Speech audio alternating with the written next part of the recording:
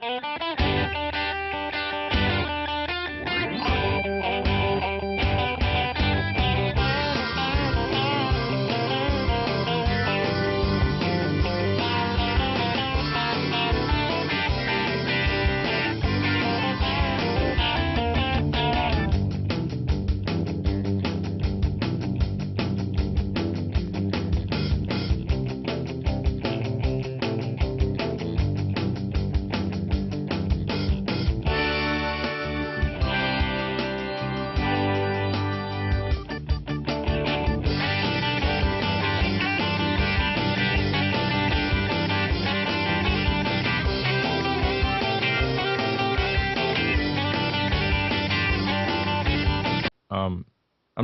not going to give you any spoilers, but if you haven't watched it yet, but a lot of these shows like to do cliffhangers to make sure you tune it back in the following season. And I will tell you that as much as I am unimpressed with the show, I will tell you that the way the second series ends, I think, is the way most of them should end, and that it gives you enough information and it intrigues you enough that if you like the show, you'd want to come back. But it doesn't make you mad waiting because you've got to wait a year to see what happens. I thought the ending was well written, so that's good news, as opposed to some other shows like Dexter, which I don't think had a very good ending to it. It's very tedious. And you know, Charles, the show is actually recorded about 12, 13 miles from Andrew's house. But then again, he's in New York. It's amazing how much stuff is done right there in his neighborhood. They're promoting it very heavily over here on the talk shows. Orange is the New Black. They seem to be, a lot of the cast are over here at the moment going through the circuit. There, have you watched it, Steve? No, I don't watch television. I didn't either. I got away from it for quite a few years, and lately I've just been binge watching, and Alan, go to g12.com if you're looking just for audio, g12.com, and you should get the audio stream. I don't know what Amnon's finding. I don't know what I mean. I think something happened. It's not just Wirecast. I think short of me rebooting the computer to get it back, but I mean restarting Wirecast over here, it will not let me connect to any of the servers. So I would assume that this is a problem with the computer and not with Wirecast. It could be Father's Day and everybody coming on to speak to their father across the world. Let me see if I can start Daily Motion on the other computer. See, his father shouldn't be so darned popular.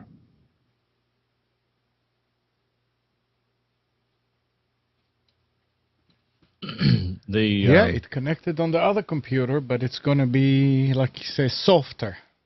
Mm-hmm.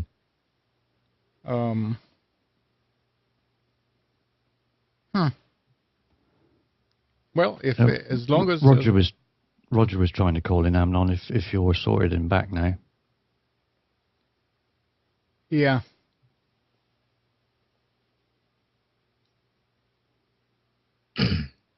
I wrote an article on microphones doing a comparison test. It was published in a national trade magazine. The printed copies haven't hit the street yet. As far as I know, I haven't gotten mine yet. I got an advanced copy, but the actual copies have not hit the street yet. What's interesting is one of the hesitations I had about writing the article is because it's really annoying, I guess is the best term, to go out there, write something, offer your opinion, then have somebody take pot shots at it. No, I disagree. Well, you can disagree all you want to. All the article is an opinion. Get over it. And the only feedback I've had from it yet is a guy asked me why there was another microphone. He asked me, well, why didn't you test this one too? Well, read the write-up. I tested what I had. I'm not going to go buy a microphone just to test it. I mean, I'd go broke buying one of everything. Dr. John says that the softness smooths out the wrinkles and makes you look younger. Yeah, Amnon, you need to patent it quick.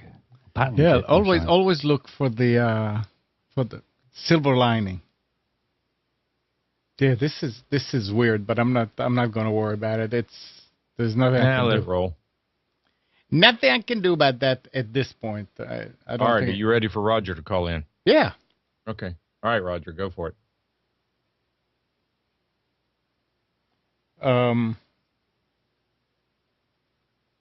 Yeah, I just guess I screwed up the recording. It's going to be 2 pieces.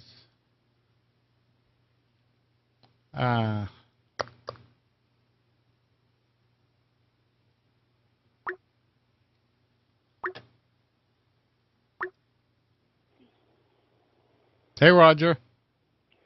Hello. Good morning, everybody. How are you? Fine. How are you? I'm doing great.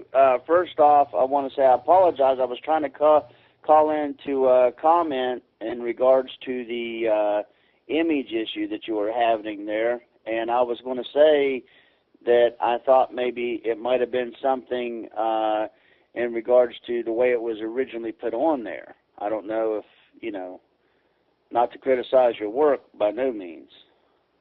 We're talking about our video. That's live. That's not images that were put there before. Well, no, the images down below on the if you're looking at it, it would be the right-hand corner, the bottom of the right-hand corner where it says Nissan Communications. Oh, no. That's just text. That's not an image. That's what he's saying. He's saying the same thing I did, that the resolution was so low that you couldn't read the text. That's how we test, is if you can, if you blow it up and you see that it's way out of whack, then that means that the resolution, the bit rate is very low. Oh, okay. Yeah. And I also wanted to say Happy Father's Day to you gentlemen. And Happy Father's Day to you. And this is Roger with WLMN Radio. And he carries the show Tuesday through Friday? Yes, sir. Tuesday through Friday, 6 a.m. to 9 a.m. It's a rebroadcast. Amnon and Company's our new morning guy. Huh. Tell us about your station. Pardon me? Tell us about your station. Sure. We're basically it started out as a hobby, and I signed up with a network that is no longer in existence. It used to be called Blog TV. And I just done it for fun. I was always into broadcasting, radio, music, talk, technology, the whole 9 yards. Well, I thought to myself when I first signed up, who's going to listen to me? I'm just one guy in the little town of Grafton, West Virginia. So I did it, and I just played music, and I would interact in the chat room and stuff with the viewers, and I created a pretty big audience. Well, then I took it to the next level, created a web page, and then I got hooked up with some really good people that, helped me take it to the next level and actually created, a network, if you will. And, I had issues. I was learning literally on the run because nobody around here where I live in this rural area, are really tech savvy. Okay, and I'm still learning. I'm learning all the time. But I knew enough to know, what I need to do and the do's and don'ts. So then I done it for a couple of years this way, and again grew the audience and built it, I should say. And I went and decided one day, well, I'm going to take it to the next level and get it as, see if I could check into it and get it licensed as a licensed business. See what I would have to do as far as zoning and that to get, to make it a regular station to broadcast to low power. So I did, and I'm still in the process of trying to upgrade my wattage and all that, and it's very, very expensive. I flipped the bill out of my own pocket, plus trying to, get, the little kinks out. I guess, as all networks, I want to say first and foremost, I've seen, let's just say without naming I've seen big networks that are out on the internet, that everybody has issues. Everybody has technical issues. I mean, you're always going to have, glitches. I mean, the internet is what it is. I mean, I think that you could have the best bandwidth in the world, and you're still going to have some issues. I mean, it happens, But the thing is to learn from that and know what the best thing we can do to resolve it. And I think, I want to mention too that I had came across the Tech Buzz Network with Stephen Haywood, and he has really opened up a lot of doors. That's how I'm fortunate. That's how I met Amnon and Nissan Communications, which is a really, really great program. So everybody that's listening in today, tune in, not just today, but tune in anytime to Nissan Communications. And, they got a lot of really great educational programming on there that I think is very interesting. And they bring a lot to the table. But, in a nutshell, it's pretty good as far as here at WLMN Radio. It's its own separate thing now. It's a regular business now. We bought a little cottage. We remodeled it. We sunk some money into it, and we're growing. We're growing and expanding all the time. I know you're on the internet, but are you over the air as well? Yes. We serve a little neighborhood here called Blueville. So, we're on Roger, let's make it straight. You're using the same transmitter that people use for the Christmas lights, right? For Christmas lights. How much power do you have? Oh, it's just 25 milliwatts. It reaches out just for the neighborhood. Right. Okay, so this is something that you don't need license for, correct? Yeah, correct. Okay. Right. Does anybody else that has FM carries you and relays it, or it is confined to your neighborhood? No. The city actually is thinking about relaying it on Comcast because they have a public But right access. now, is it being relayed? No. Okay, so No. Okay, so that No. answers your question, Mike. Yeah. Did you say you were broadcasting on the internet as well? Yes. Yes, Okay, it's have you got a web address? WLMNradio.com. What'd you say, that Steve? again? I say if he has a web address, please. Yes, it's WLMNradio.com. WLMNradio.com. Yes. And by the way, guys, I don't know what changed, but at this point,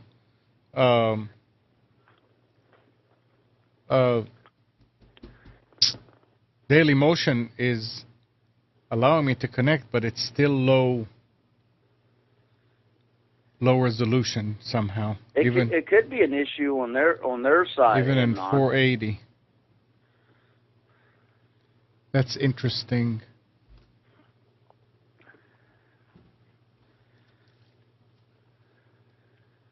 I was really surprised. A week or two ago, I actually watched Twit for a short period of time and noticed that I think I noticed that they are streaming in 480.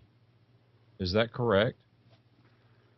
Well, I mean, it may be that your computer set it up to 480. No, I believe I heard Andrew say they were not streaming at 720. I mean, I know nobody's doing 1080, but I may be wrong, but.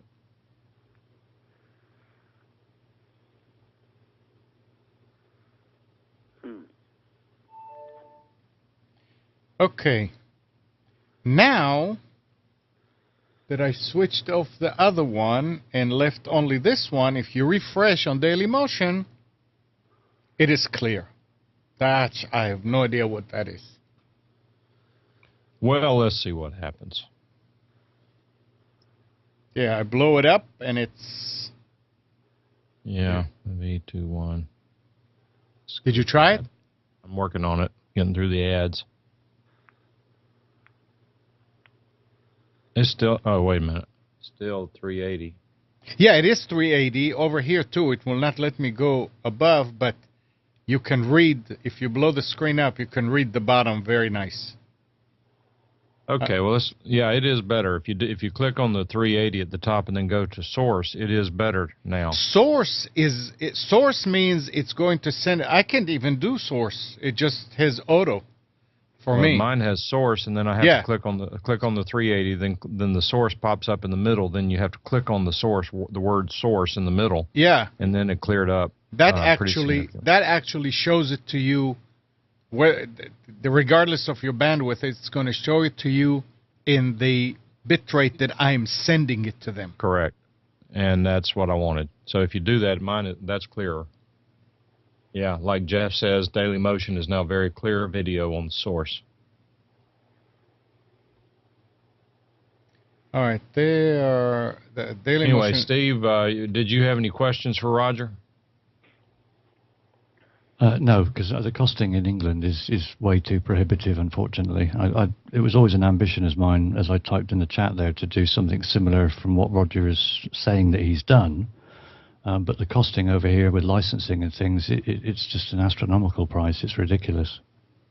It is. And here, I mean, even here, it's, what helps me is because, I'm a, community, nonprofit, low power radio station, and we will be, because I have been submitted my construction permit and stuff, because we want to get, a lot higher on the wattage, and I will tell everyone that is always in the makings, and I'm always pushing and striving for that to get the signal out there even further. But there are rules. There's rules in place because some of these big 80, 90,000 watt powerhouse stations, they've paid their dues. And I know that if I was them, I wouldn't want to be, seeing somebody like me come up the ranks and be like, okay, well, you're not paying anything. That's what it's all about. And then if I get a chance to support somebody else, that's what I do. I go in, I show my support, my interest into networks such as Nissan Communications. And because Amnon and you guys bring a lot to the table, I think it's a very educational and knowledgeable program, and the network itself is outstanding. Really enjoying it, and really. Roger. Yeah. Get off the soapbox. On your soapbox. Somebody's asked. First of all, Uber Geek say go pirate radio. Not pirate radio. And then no, I'm not pirate. Jeff is asking. He said, "How can Roger stream music? Are there licensing fees yes, to you stream have to pay fees. music? You have to pay fees to BMI when you're licensed.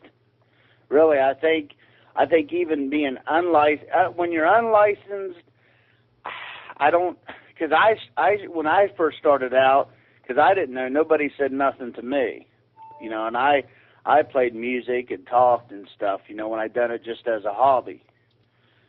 So I really, I tread very lightly on that statement, that comment, because I don't, I honestly, I didn't know at the time, but I know now, especially now, when you're licensed, you have to pay.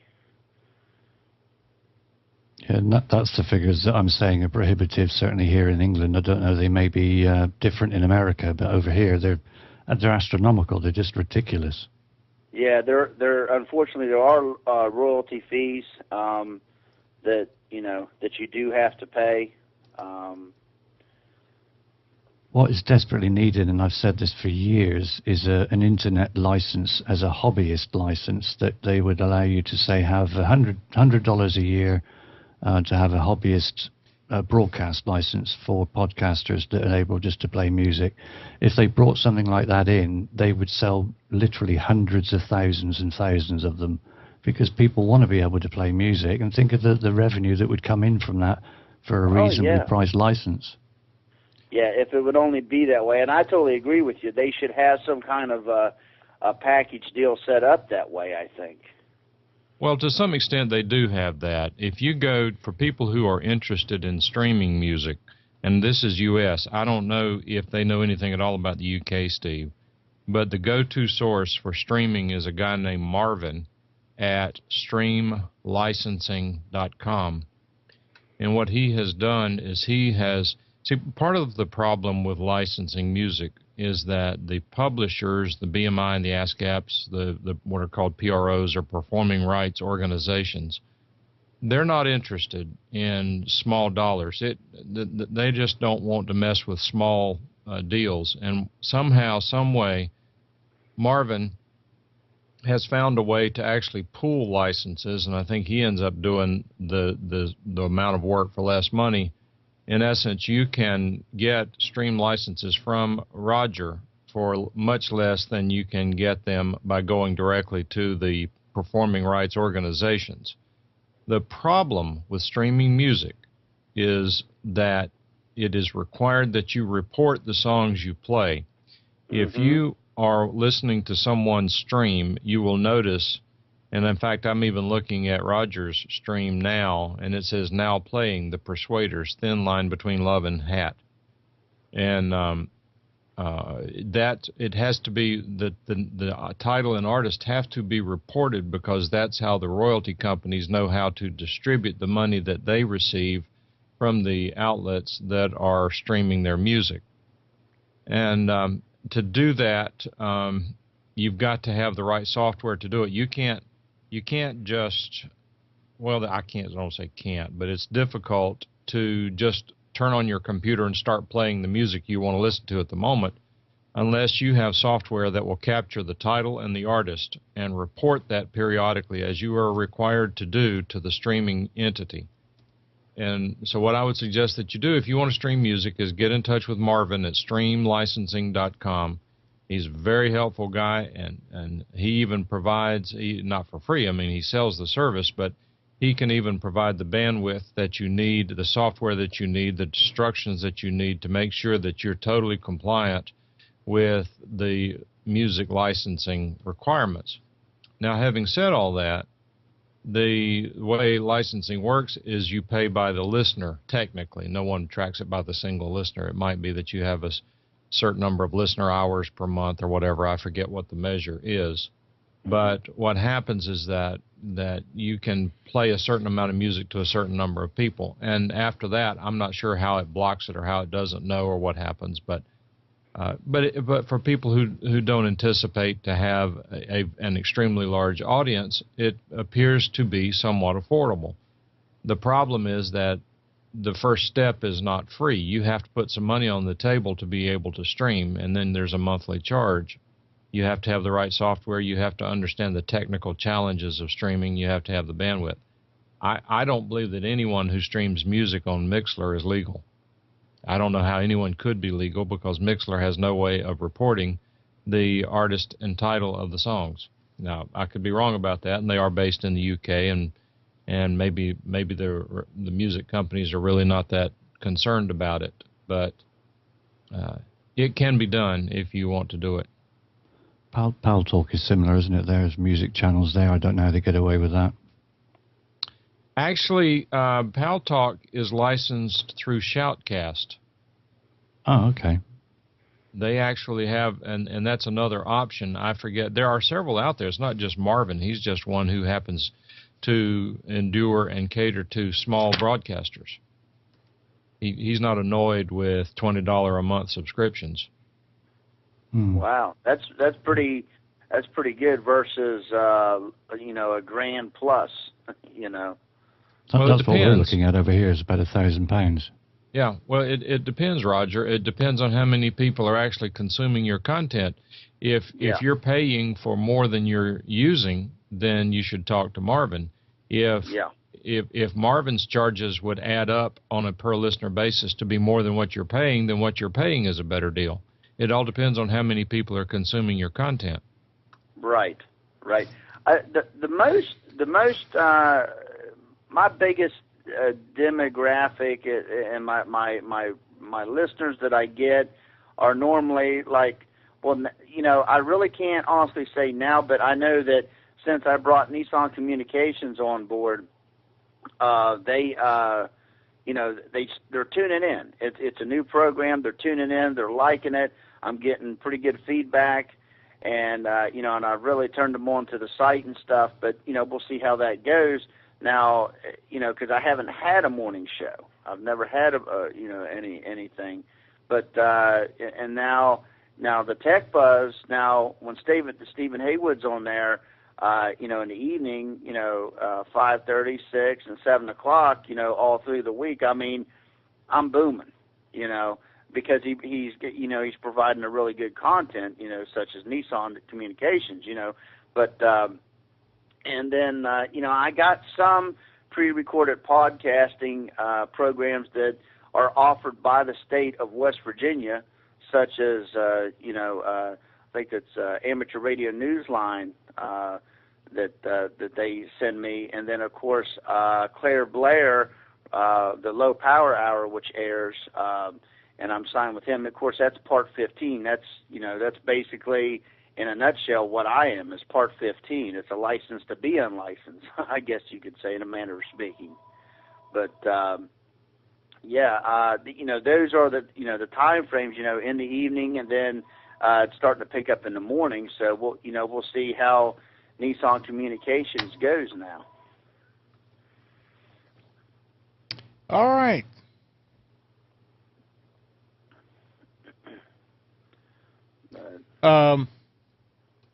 Sorry, Roger, if I wasn't responsive for what you were saying, I was just doing stuff here.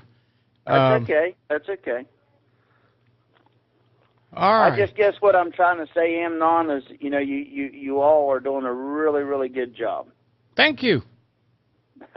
Thank you very much. And I'll send you a bill for that. Oh, thanks. Thanks. It's good to hear from you, Roger. We appreciate the support. In all honesty and seriousness, for one moment, I wish that my network was to where I could pay the folks for their time, to come on the air and to show them a little bit of, hey, gratitude, a little bit of, okay, thank you, I appreciate the show. Other than the support, okay, here's a little something. That's the status to where I want to get to. You'll get there. Just keep at it. But and again, I guess in closing, I'll let you all move on here with the program. I just want to say before I hang up that keep up the great work. And earlier, again, I didn't mean to. I don't know what happened there with the phone line and stuff. I didn't mean no disrespect or anything like that. And just trying to... You're forgiven. You're forgiven. Okay. You give me a free pass? Okay, man. Okay. You have a good day. You too. Thanks for your time. Again. Bye. 919-518-9773. Computers2know voice on Skype.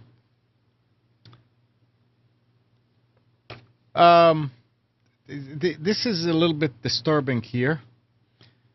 They're saying that Microsoft is actually updating Windows 8 for certain problems, but leaving these problems unpatched on Windows 7. It says Microsoft has left Windows 7 exposed by only applying security upgrades to its newest operating systems. Researchers found the gap after they scanned 900 Windows library using a custom diffing tool and uncovered a variety of security functions that were updated in Windows 8 but not in 7. They said the shortcoming could lead to a discovery of zero-day vulnerability. The missing safe functions were part of Microsoft dedicated libraries instsafe.h and strsafe.h that help developers combat various attacks. I sure hope Microsoft is not doing this on purpose, and that it's something that they will fix now that it's out. But that's... Well, I hope not too, but it begs the question whether they are or not, doesn't it? Yeah. I mean, you could understand it perhaps for Vista, but for 7, I mean, it's not that long ago, is it? I don't understand it even for Vista. Vista has not expired. No, but it's an old operating Yeah. system. Seven's been out for a while, but it hasn't been out that long. So it's the one before. Normally, the one before Yeah. is usually included within the updates. In my book, anything that they still support should be updated. And if they're doing it on purpose, that's a very shrewd way and underhanded way of getting people to move to 8. I don't think it'll work, but I guess they're trying. It's not like they've been caught doing dirty tricks before, is it? Yeah. No. The kings of dirty tricks. The way that Larry Dial used to call them the evil empire. Remember? Yeah. It's a bit like Intel and AMD. Well, like a lot of the manufacturers, isn't it? Look at the ebook scamming and not scamming, but the ebook price fixing and other price fixing and certain business models to deal with competitors and things. Everybody's doing it. It's just that they're doing it hoping not to get caught. I see Intel's just got done with a 1.3 billion fine from the European Union again. Yep. Apple too, right? Well, Apple is being investigated in the EU for taxes. But yeah, it's ridiculous because these companies are good enough if they just do their job. They don't have to do things against the law or around and about in order to make money. Yeah, if your product is good enough, you shouldn't have to do underhanded tactics to get rid of competitors. You're competing on a level field. You shouldn't be competing or doing special deals to get more sales through. That's not business. Well, it is in modern times. It's business, but it shouldn't be. Right. Mike, did you hear the story? I did not. I was away from the computer. That Microsoft is updating Windows 8, but leaving these holes in Windows 7. They're not updating. They're not patching Windows 7 for the same vulnerabilities that they're finding in Windows 8. Well, I got to tell you, if that holds true, and if they leave Windows 7 vulnerable, that would be a good reason to switch to a Mac. If that's correct, that's absolutely irresponsible. Right. And that's what I was saying. Hopefully it's not intentional, and we'll find out. Now that the story is out, we'll see how they're going to react, or if we're going to get some updates to 7 earlier than first Tuesday of next month. I imagine there'll be a big cry from the general public saying, "What the hell are you playing at? Of course you've got to include 7." And then there'll be a backtrack and say, "Oh yes, well we made a mistake. Never mind. We'll just carry on, everybody." A lot of the times these companies are like politicians. They float trial balloons to see what they can get away with. Yeah, but I mean, if they leave known vulnerabilities in Windows 7, I know companies that will tell them where to go. I know of 2 right now that would tell them to go pound sand. Yeah, but they're arrogant. Well, they are, but you know what? They're not the only game in town. And here's something up your alley, Mike. Before you get to that, the Mexican Institute of Industrial Property, IMPI, on Thursday announced it has absolved Apple of wrongdoing in a trademark lawsuit surrounding the iPhone infringement of local communication company marketing the phonetically identical iPhone, that's iPhone brand. The logic behind the ruling was based on the difference in the two companies' markets. While iPhone, the Mexican one, sells telecommunications services, Apple sells smartphones, but not actual telecommunications service. Because cellular carriers offer telecommunications services, the IMPI ruled that carriers have to remove the word iPhone, the Apple word iPhone, from all marketing materials within the next 15 days. And who does that hurt?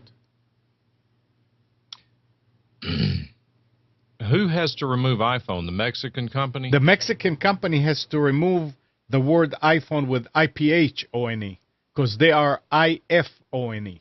Well, why would they be using IPH if theirs is spelled because IF? maybe because they're selling hardware, and one of the phones, it's just like Verizon sells iPhone 5. Well, there's probably more to that story, but if it as simple as it sounds on its face, that IFONE is using IPHONE to sell Apple iPhones, then that's going to hurt Apple.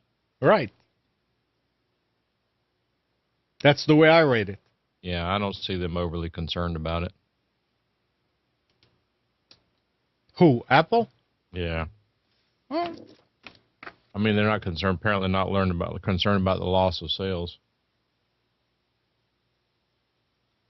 and if you're a Verizon broadband customer and you've tried streaming Netflix over the past few days, you might have seen a message telling you that the Verizon network is crowded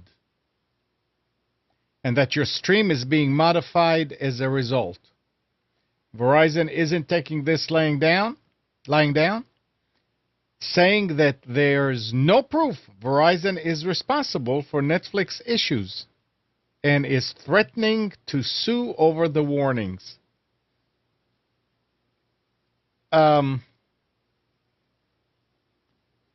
Who's Netflix paying extra to right now to who did they have a deal with?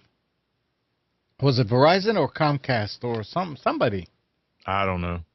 That they said they're going to go on the fast lane. Well, a lot of this stuff is very new to me, and I use Time Warner, unfortunately, to access Netflix. And if Time Warner starts playing games with Netflix, then that diminishes my need for higher speed internet. So, well, a lot of people, not just yours. So they don't need to. If they're not careful, they're going to cut their noses off to spite their faces. Yep. And I still think that I've said now 3 or 4 years that Google's eventually going to provide 1 gigabit internet to the home to the United States for free. And now I'm going to modify that. I think they're going to buy Netflix and then still do it. Where's that? Did you read the link I sent you about the FCC? And it says at least 20 states have laws that make it illegal for communities to offer local government-owned high-speed internet access. I did read that article, and it is somewhat uninformed. There's some truth to it, but it's somewhat uninformed. Well, let's finish this, and then we can discuss it. Wednesday, I didn't read it in detail. I'd have to go back and read it if you want to talk about it. Wednesday, Federal Communications Commission Chairman Tom Wheeler threw consumers a bone by suggesting that the agency could make it easier for cities to skirt those laws. That's a great first step, but many cities have locked themselves into telecom company-caused messes the FCC probably can't fix. The FCC's power becomes much less certain once you drill into the other major reason, besides state laws, why cities can't offer broadband to their constituents. Local long-term agreements with internet service provider. Does that mean that Raleigh, for instance, has agreements with Time Warner and with Uverse and whatever that they will not allow anybody else to come in? Is that what it actually means? I don't think that's necessarily what it means, but that's a compound question. Yes, the municipalities do have agreements with the Time Warners and the Uverses because these companies have to use the municipalities' rights of way on the streets and highways to be able to run their cables. They can't. I mean, how would they run their cables, but for the property the municipalities have stolen from private citizens. So that, yes, there are agreements. Now, the second part of the question is whether that keeps out competition. And the answer to that question is not necessarily so. Most municipalities are now welcoming the competition. And that's, in fact, the reason that these cable companies are getting laws passed making it difficult for new competitors to enter the market, because they're trying to protect themselves from competition. Because it takes, I mean, think about how much money it would cost to run fiber to every home in Wake County. Right. Or North Carolina, or in the United States. It's an extravagantly expensive process. And if Google comes in and runs 1 gigabit fiber to every home, then any other provider, and particularly if it's the same price as the existing ridiculous level of services that we have, then then Time Warner would be toast. So they want to keep out the competition. They want to make it difficult. But now, unlike 5 years ago, these municipalities are welcoming the competition because they know it's the way of the world. I mean, the internet is going to be, I think, I mean, what do I know, but it's going to be the primary source of interconnectivity probably for the next 20 to 30, 40, 50 years. I don't know what's next, but I mean, the whole idea of IPv6 and point-to-point communications and all that, I mean, it's really the internet. In fact, if you go back and remember the book 1984 by George Orwell, which was written, what was it, 1939, somewhere along in there? And it had Big Brother watching you through the telescreen or whatever they called it. And it was actually a two-way communications through the telescreen, Big Brother, the government watching you. When if you think about it for a moment, the entire futuristic concept of this two-way telescreen is nothing more than Skype. Right. And this was 1939, I believe. So again? Well, again, I think that the point-to-point two-way connectivity, the first major method of accomplishing that was telephones. I mean, that was a revolution in society to have a telephone where you could have two-way communications from point to point, right? Right, but how's that? Well, the next big thing was in two-way communications was the internet. That was a major societal transition. And now that we have audio and video point to point, the internet is going to be the method of providing that interactivity, at least in mine and your lifetimes. So I see that all this was to get to the point about municipalities embracing the internet as opposed to trying to make it a very monopolistic thing for its citizenry. That is, if I think we're getting to the point. Maybe I'm rambling because I'm not saying some things that I know, but what I'm saying is that let's say that the town of Cary said, no, we're not interested in talking with anyone beyond Time Warner. I believe there would be signs and pitchforks outside the city council meetings because the Raleigh area in general is a very technologically advanced area, and we have backwoods sort of internet connectivity at this point in time. So what I'm saying is that the municipalities are finally, the municipal governments are being people with technical backgrounds who want wider bandwidth are running for office and are getting there. A lot of these politicians are supporting more bandwidth, which is why Raleigh-Cary area is on the radar for Google and several others. We should know by December whether we're going to get 1 gigabit internet.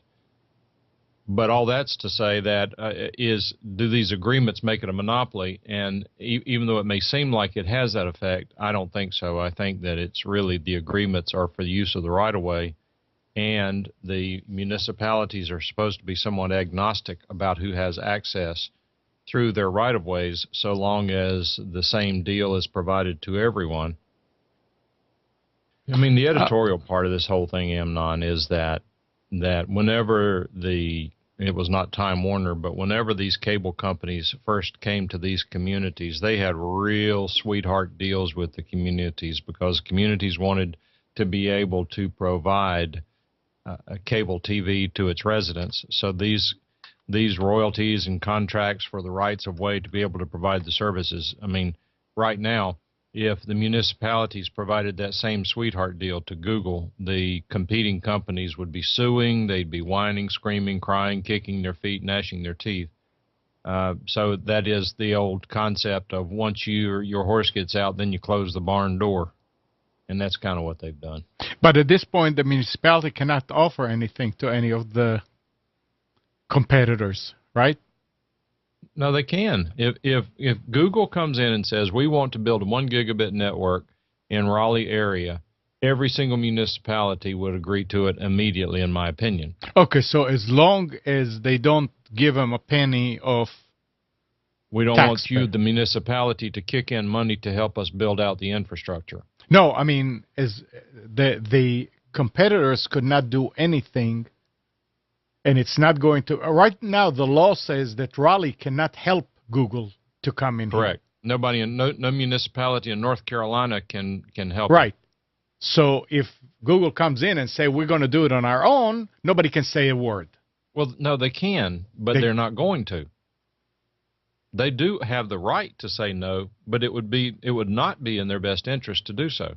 Are you saying that that bill, that law that passed a couple of years ago, forbids competition from another competition, or just forbids competition that involves municipalities' money? Neither one. It forbids the municipality from participating in providing infrastructure. And the right of way is infrastructure? Well, the reason your question wasn't accurate is because let's say that theoretically, let's say that you and I are higher ups in Time Warner. Google comes to the city of Raleigh and says, I want you to put $15 million into this build out. And then we said, wait a minute, why is tax money going to provide competition for us? If we can't stop them from giving them 15, they ought to give us 15 million as well. So what I'm saying is that's why it's not anti-competitive. Okay, what we're saying here is that the municipalities have the legal ability to control who can build infrastructure in their communities, and they have the freedom to choose how much royalty or privilege tax or whatever they call it they want to charge. What the law did, and I'm not an expert on it, but what the law did was it said to the city of Raleigh, you can't give Google money to come in and build the infrastructure in your community. If they want to bring it in, we're not going to get involved with that, but you're not going to give them money to do it. Well, I mean, in a way, that's fair. But why only 20 states have, and why did they have to have a law about this then? Well, the reason North Carolina has a law is because of lobbyists that were lobbying to protect Time Warner and whoever else. Well, that's what the critics say. Yeah. And what they say is, yes, that's the Time Warner Competition Protection or Elimination Bill is what they've called it behind their backs. Right. Because it is believed, I don't know it to be true, although I did have one lobbyist tell me it was true, that the companies who would be negatively impacted by a municipality providing competition, that they in fact paid for the lobbyists. I don't know that. I haven't seen paperwork on that. It may be available. I don't know. But the guise was, wait a minute, we don't need municipalities spending Amnon's money building an internet if Amnon doesn't use the internet. If people want internet, let them pay for it. If companies want to put in infrastructure, let them pay for it and then charge their customers for it. We don't need municipalities providing taxpayer money to a private enterprise. That was their argument, which on its face sounds great. I mean, you'd say, well, that makes sense. And in most cases, I would agree that it makes sense. Mm-hmm. And we've had this discussion here multiple times before, right. But there may be some people listening here who haven't heard our whining about it. But that does not hold true in certain communities like Salisbury, North Carolina, Wilson, North Carolina, Laurinburg, North Carolina, where these cities are in desperate need of jobs. They need companies to come in and provide more than just minimum wage jobs for their people, because the instance of unemployment and welfare participation in these communities is dramatically high. So at this point, and let's just be theoretical at this point to shorten the discussion, let's suppose that a town like Salisbury, North Carolina, goes to a company like Comcast or Time Warner or Windstream and says, we need for you to build a 1 gigabit capable intranet structure in our community because we want to attract high-tech jobs and companies like Apple, like Microsoft, whatever. We want these high-tech companies, Dell, we want them to locate here so that they can provide jobs in the $15 to $50 an hour range. We don't want more box packing jobs at minimum wage. And again, this is hypothetical. Then this internet provider looks at the municipality and says, no, our 1 megabit service is fine. If we build up to 1 gigabit, I mean, we'd never be able to, or 100 megabit even, we'd never be able to get our money back. So no, we're not going to do it. Then the municipality says, but wait a minute, you're the only provider who has coax in the ground here. If you don't do it, it's absolutely not going to be practical for another commercial company to come in and do it. Well, we're just not interested right now. We're going to build out Austin, Texas first because we really like Austin. They've got a lot of smart people down there. And so bottom line is they say no. And then at this point in time, this is where I think the divide is. It's at this point in time, in my own personal opinion, where the municipality says, okay, if you're not going to give us what we need to be able to attract the jobs that will benefit this community as a whole, then we are going to build it or supplement it ourselves. And that's exactly what happened in multiple communities in North Carolina. In Salisbury, North Carolina, for the last 2 or 3 years, you have been able to get 100 megabit up and down on your internet service. It's not that expensive.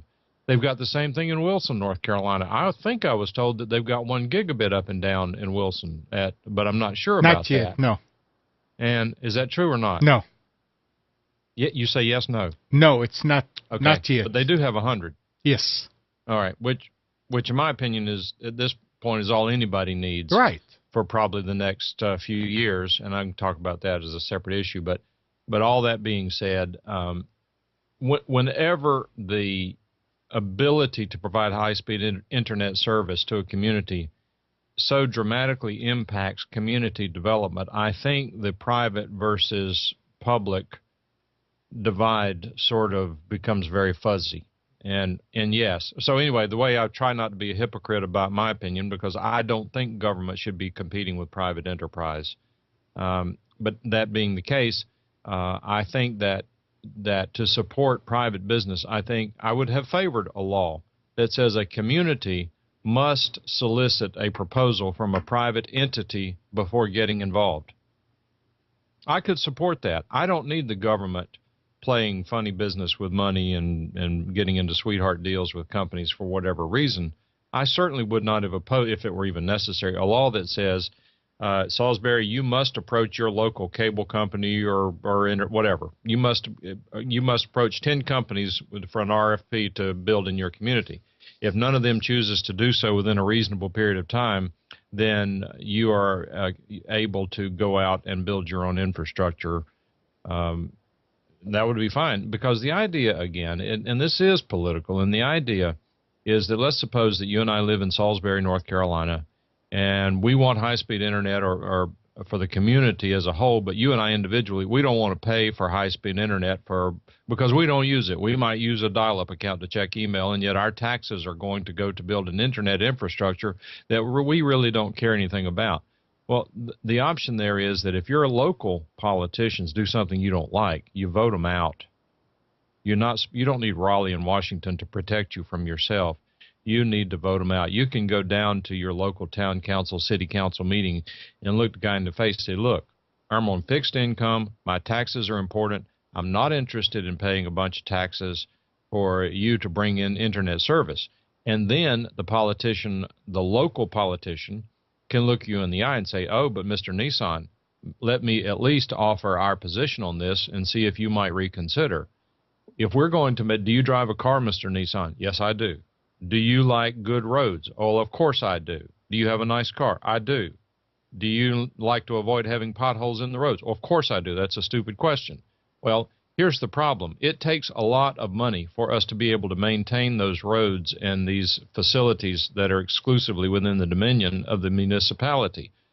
We pay for that with tax revenues. If we don't get more jobs in here, we're not going to have the tax revenues that we need to maintain the infrastructure. Now, then somebody's going to make the argument, but this could go on forever and I won't. But Right. someone makes the argument, well, more people here, you have more people using the roads. And that's true. And more people using the roads, they wear out quicker. That is true. However, there is a somewhat of an asymptotic curve that would say that it costs a certain amount of money for one person in the town to be able to drive down a road. It costs that would be an extravagantly expensive cost to be able to provide roads for one person. Right. The cost per person for 1,000 people is going to be less than the cost per person for 10,000 people. So it's not a linear relationship. So what we're saying is that if you don't want these jobs in this community, whereas you may be retired on fixed income and not looking for a job, the effect of having a depressed community will, in fact, impact your life. And so that's the argument, in a nutshell, for municipal involvement in Internet infrastructure. Well, do you know, I mean, you keep saying that you're not that familiar with this and all, but you're more familiar with this than I am. Is there anything in there in that law that passed that says that if the current providers are not going to provide the higher speed, and Raleigh wants to bring higher speed for that purpose, for getting more jobs, that the current providers can stop them from doing that too? In my opinion, from what I've read, not opinion. I'm asking if you know if there was some condition to that law. I don't know, okay. But I have some experience with these sorts of things, and hopefully my opinion is better than just a wild guess. But in my opinion, there's nothing anti-competitive in the bill. I have read it. It's been a while, and it's written in gobbledygook language, and it's not just people who are not lawyers who read that crap. But the bill is not anti-competitive on its face. It's anti-competitive in its effect. Which is what we care about. Well, I mean, that directly impacts us. Now, yeah. It may turn out, based on what we're seeing and hearing, it may turn out that the bill actually doesn't have quite the negative effect that a lot of us who objected to it said that it would. We may have been wrong in that Google is still looking at this area for high-speed internet, and it may be that they come in, they build it out themselves, and the law is not violated. In which case we still get the internet, and the law was not effective in stopping competition. What the law did do, and this I'm confident of, is it raised the barrier to entry, in that an AT&T Uverse or Google Fiber, they now have to pay the entire bill instead of getting a government supplement. Yeah. So it raises they have to be real, instead of being committed to bring it in here, they have to be really committed to bring it in here. It appears that we are lucky in that they are really committed to bring it in here. So hopefully then it will not slow us down that much from getting better speeds. But in this is just an opinion. I could be proved wrong. I have been before. I will be again. In my opinion, the law is going to be devastating to some smaller communities that really need the infrastructure to be able to compete with these big companies for jobs. And think about it. A lot of these areas that I'm talking about that are really struggling for jobs, these are prime sites for manufacturing facilities. If any companies want to come in, and it's not just tech companies. I mean, it's Dana Corporation or any of these companies, when they come in and review an area for their employees, they obviously have to look not only at what the local people have in terms of quality of life, but they also have to look at, would they be able to attract their key employees to relocate to the area for 1 to 10 years to run the company and to make it successful. Mm-hmm. And the reason I say that is because, and this really is unrelated to the internet, but the internet since this time has become an issue. I'm from Laurinburg, North Carolina, which one of the companies down there was Dana Corporation. I guess they're still there. I don't know. D-A-N-A, Dana Corporation. They make a lot of parts for automobiles. And in locating in Laurinburg, some of the executives told me, said the biggest issue they have with the plant being in Laurinburg is that the town was so technologically behind that they had a real big problem getting their company employees whom they needed, like supervisors, managers, they needed to run the company. They couldn't persuade them to move from their bigger cities to Laurinburg to run the company. And all I'm saying now is that the lack of a decent internet service could even further impact the willingness of key employees to move to the community. And so some people are saying, well, who cares? If that causes the company not to build a plant and provide jobs in your community, then you care, even if you're not going to go to work for that company. Right. I mean, they're looking at when people are looking to move into another city, they look at what can their people do there in the evenings, what right, restaurants, what movie theaters, what nightlife, what housing and all that. And that is, internet is becoming a very important part of that equation as far as moving to another place. I mean, who was it? Did Eric said that he moved to Austin because of the internet? Well, I don't know if he said that. I mean, he has family there. That might have impacted his decision as well. Yeah, I mean, you know, if people are moving, they look, okay, where can I get that? Hopefully we're going to get this. Well, it goes back to the argument, and this is, not everyone agrees on this, and I guess some days I feel one way versus another, but as far as I'm concerned, the internet has gone from being a luxury to being a necessity. Mm-hmm. All right, and when we say, well, what's the difference between the two? Well, in that if it's a necessity, like if it's becoming a utility, then that's like electricity, power to your house, yeah. Right? So if it is utility, that is that people expect to have it, it's not something that, oh, by the way, one day we hope to get the internet. No, that's not the case anymore. You get the internet when you order your telephones or your cable now, almost as a rule. I don't know what the penetration is in the area, but I think it's north of 90%. So if that's the case, then that's utility. Now, just assuming for the moment that the internet is a utility, would you move to a community where they could not provide water to your house? I mean, that's not even the perfect example. You could build a well. Would you move to a new neighborhood in a community that doesn't have electrical power? Well, I mean, put it this way: you can build a well, but if you're a company and you want to build a development and you want to build houses, you need. I mean, I don't think you'll be able to build without water coming there and without electric coming there and all that. You can build with generators, but you won't be able to sell the first house. Well, yeah.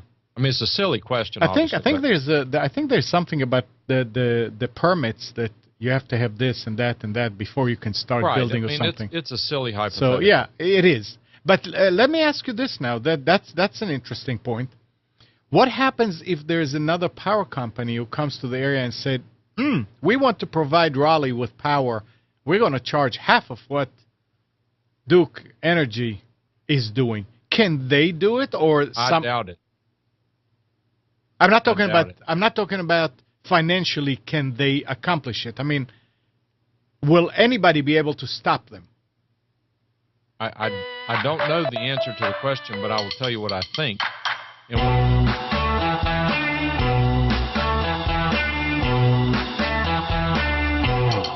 What in the world? It's not me. Well, guess what? It's coming from here somehow. And it is from... It can't be. The speaker is down on this. What? This is from the monitor from... Oh, it's gone.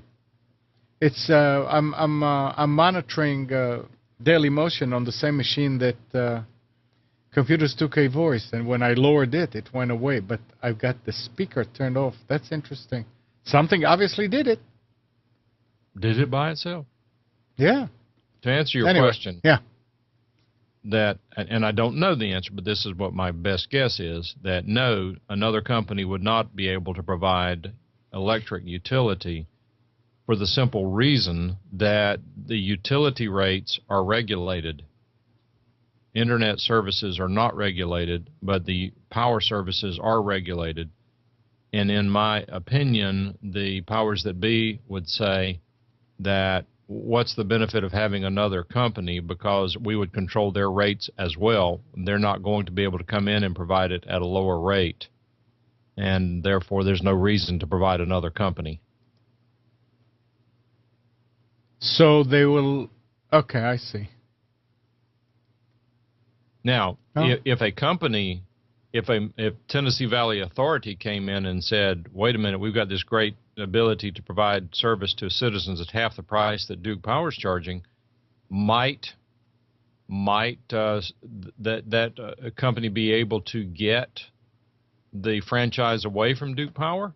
That's possible, but I don't believe they would have two providers. Now, I could be wrong. I mean, maybe, I don't know if there are any communities doing that. I've heard that there are communities where you have a choice of two power providers, but I cannot imagine North Carolina doing that. I'm not aware of it. Okay. Anybody in chat heard of it?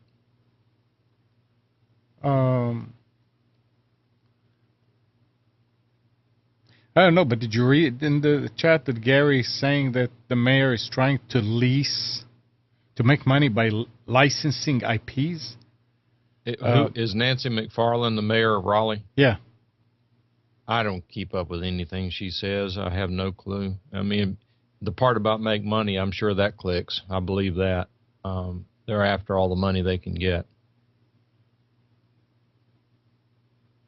What, I mean, they don't. What is licensing IPs? I know the city doesn't own the IPs. The carriers. What is an do. IP? An IP address. The number. I don't think that's what he meant. All right, Gary. When you tell me IPs, I'm thinking about internet. The internet He's address. probably mean internet providers like Google and Uverse. IP can be IP address, but I think he's also trying to say internet providers like the Googles and all that. And in essence, though, if you think about the fees they charge for access to the infrastructure, then yes, they make money off of these providers. Sure. Oh, no. No, that's Jason saying, yeah, for IP addresses. He's saying yay for IP addresses.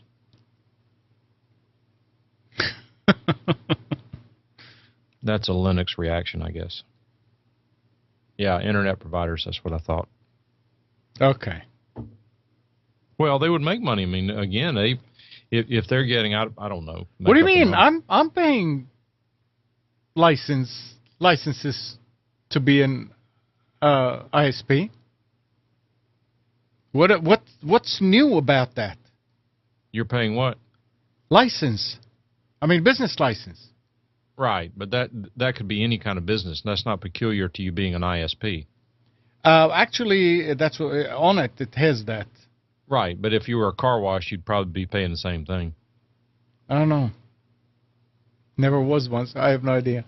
So, I mean, that's not specific to the internet service provider sort of thing. But what I'm saying is, let's say that Time Warner is paying $1,000 a mile for access to the right-of-way for the town or city of Raleigh. And if Google comes in, then they're going to probably also pay $1,000 per mile for access. So now the city's getting $2,000 instead of $1,000, and it's not costing them a dime. Yeah. So, yeah, and I'm all for that. If they're going to charge any of them, they should charge all of them. If they're going to charge them all, they need to charge them the same thing. Let the better company win. Right. I'm all for all that. Right. Well, we'll see what happens here. But, you know, even then, it's kind of a false sense of economy, this whole business of charging taxes on corporations is silly because corporations don't print money. They have to get it from their customers. Yeah. Listen to this. Last week, it transpired that the big cable companies were bankrolling fake consumer groups like Broadband for America and the American Consumer Institute.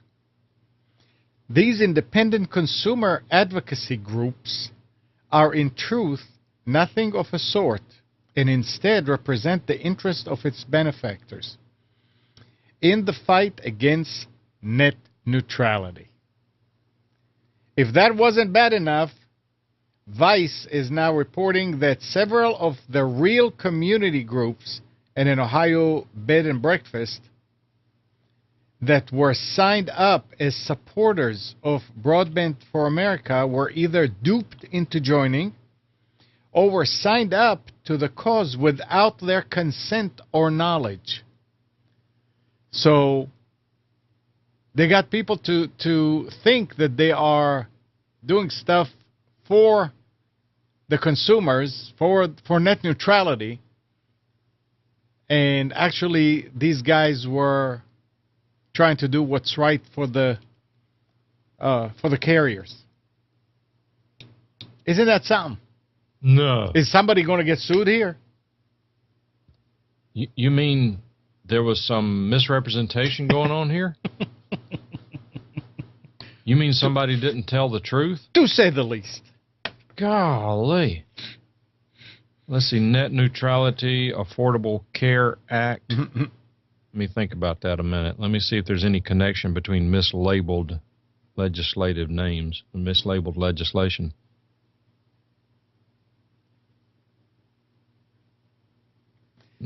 All bits running over the internet are not equal and should not be treated that way by broadband providers, despite net neutrality advocates' calls for traffic neutral regulations. Cisco has said, that's what Cisco said.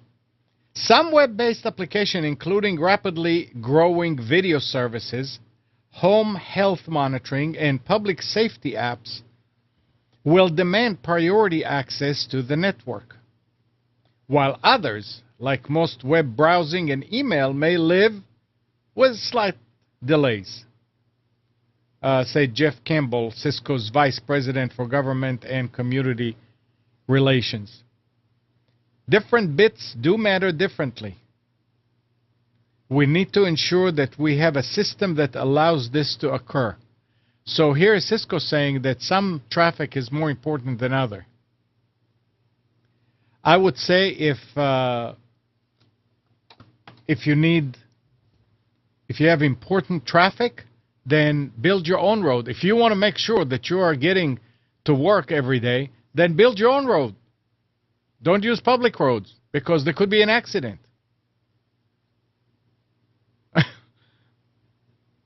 Well, I mean, I'm not saying that this traffic should not go through and in a hurry, but you cannot guarantee it by doing it this way. Up the bandwidth all over, and it will by default move fast. It'll move as fast as email. But does that mean that providers can say, okay, yeah, that 5421 on Wayne Street, we're going to let that traffic go faster than email that they send? Then the provider is going to be able to choke the line or the service and say, okay, we're getting... I mean, Time Warner has been doing it for a long time. When they send a bunch of emails, they don't send it right away. They wait until they're too. It's also time constraint there, but if you send a few messages to somebody on Time Warner's, they may wait a minute or two or three to see if there are any more going to that particular route before they send a packet full of them. And the reason I say it is because of some customers that were sending email and they don't show up right away like people are used to in many cases. Okay, I just sent it to you. Check your mail. You check the mail, it's there. That doesn't happen with Time Warner, for instance. Or it didn't used to a couple of years ago anyway.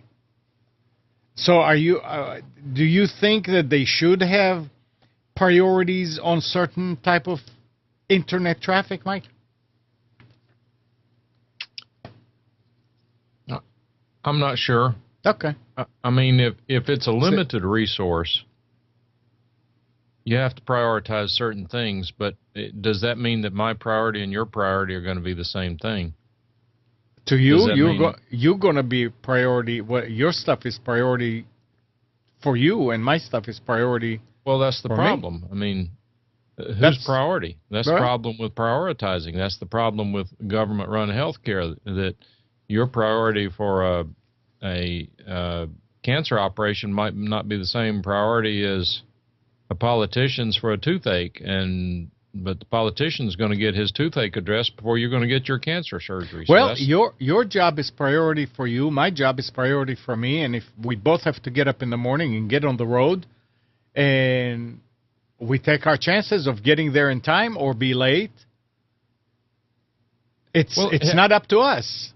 Well, I think that some communities like we have here, we've already provided prioritization on roads. They built a toll road over RTP to Apex, and if you're in a hurry and don't want to get into as much traffic, you have to pay to have the priority. I would give a better analogy here. The highways that are in many cities that have the pool lanes. Yeah, the carpool lanes. Yeah. You get there faster. Steve. Hello. No comments from you on any of that? No, I don't think there. The biggest problem is going to be with who makes the decision, isn't it? And you can guarantee their decision is not going to be anything related to what the public's decision would be if they were given the choice. Mm-hmm. I mean, they ought to take the viewpoint of the public and have some kind of poll or whatever to say, look, there needs to be restrictions in place, or there needs to be throttling, or whatever it might be. Would the public be happy with us prioritizing this particular type of transmission through the internet, and get the public's viewpoint on it? But the public won't have a say. They won't be allowed to have a say. You don't have that kind of problems in the UK or in the EU? No, it's going to be happening. Excuse me. It will be happening just the same as it is in America. In fact, we'll probably follow suit with whatever you do, or vice versa. You'll follow suit with what we do. But you can guarantee it will be for the benefit of the big corporations, and it won't be for the benefit of the public in any way, shape, or form. Well, and we'll just have to sit there and suck it up and think, oh, well, what we did have, we haven't got any more. Make the best of what we've got. Charles is asking, is bandwidth a limited commodity in that the more we use, the more valuable it gets, or can providers build as demand increases? Any provider, any serious provider with cable in the ground these days, let's say in the last 20, 30 years, should be able to just turn a switch. I remember my jaw dropped when somebody was telling me that the cables that are buried, or even the cables, the power cables that are strung up there, many of them have fiber running through them. They put these years and years ago, and all they need to do is just turn it on. So, when you had a 3 gig hard drive, 2.5 inch, or 3.5 inch, and you went to 2 terabytes, the drive did not get any bigger. It's only the software inside it that is doing things in a different way, that provides more storage on literally the same number of platters. Some of them have more, but in many cases, I mean, you'll be surprised. You open one of those old drives, they have 2 or 3 platters for 6 gig. You open one of the new ones, and there's only 1 platter in there. Same size. So I would think that providers could provide it by changing the software on their side, the encoding they do, whatever. I mean, again, I'm not that familiar with how they do it.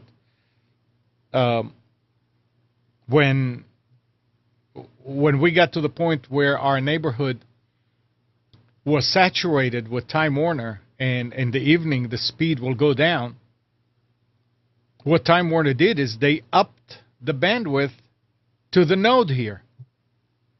Did they have to bury a new cable? No. Somebody switched something, reconfigured something, and suddenly the node that used to provide 10 people and now provides 500 people now can provide the 500 people. So I think they can do it as demand increases. To a point. Yes, to a point. Absolutely, yeah, to a point. Sure. Time Warner will be able to go to 100 megabits with no problem, and maybe even a gigabit. Without, I mean, when I say no problem, is no more burying more cable or doing any of that. But if they have to provide it to 1 million people versus 1,000 people, then they may have a problem. It may be, I don't know. And Doug is saying, in Western North Carolina, a study showed in 2012 on page 52, high-speed internet was ranked 3rd. Wow. The community survey was developed under leadership of the strategy committee. The committee indicated uncomfortable with the 70% public participation rate, suggesting new strategies should be employed to reach a more diverse population. It was suggested that the EDD partner with Western Carolina University's Public Policy Institute to get a more diverse response in the future. So they're questioning their own results, I guess. But I'm not even, what is this survey? Community survey results. Oh, okay. Top 10 economic development issues. Yeah, right. Number 1 is access to health care services. That's going to get worse. Number 2 is protecting water quality. I question how much our water is in trouble based on the abilities that we have to process it. But number 3 is broadband high-speed internet infrastructure. Number 4 is promotion of disease protection and health and wellness attitudes. That seems nebulous. Number 5, effective work habits and attitudes. That one's gone. Number 6, access to in-home health providers. Excuse me, I'm choking. Number 7, protecting air quality. Number 8, protecting mountain ridges and steep slopes. Number 9, availability of qualified workers. And number 10, availability of high-paying jobs. Wow. You okay? That's interesting. I don't know. Drink some. It doesn't help. It's in my vocal cords, not in my throat. I'll drink something anyway. Yeah, it is. It's very important. I mean, bandwidth is very important to anybody today, especially people who are in a job that, well, it's not even for job. Yeah, but mainly for people who are in jobs where they can telecommute, things like that. But a lot of people want to get the ability to watch Netflix and watch other services, and the kids want to play games, and for that to do so many things, you do need higher bandwidth. So since it's becoming, like you say, it's becoming a tool. It's no longer something, oh, look, we got internet. No. Commodity. It's a commodity. Yeah. And even think about it. I mean, you got all these government offices, and for these government workers to be able to sit on the internet all day instead of doing their jobs, they want to be able to communicate at high speed as well. Sure, porn is important. Yes. Yeah.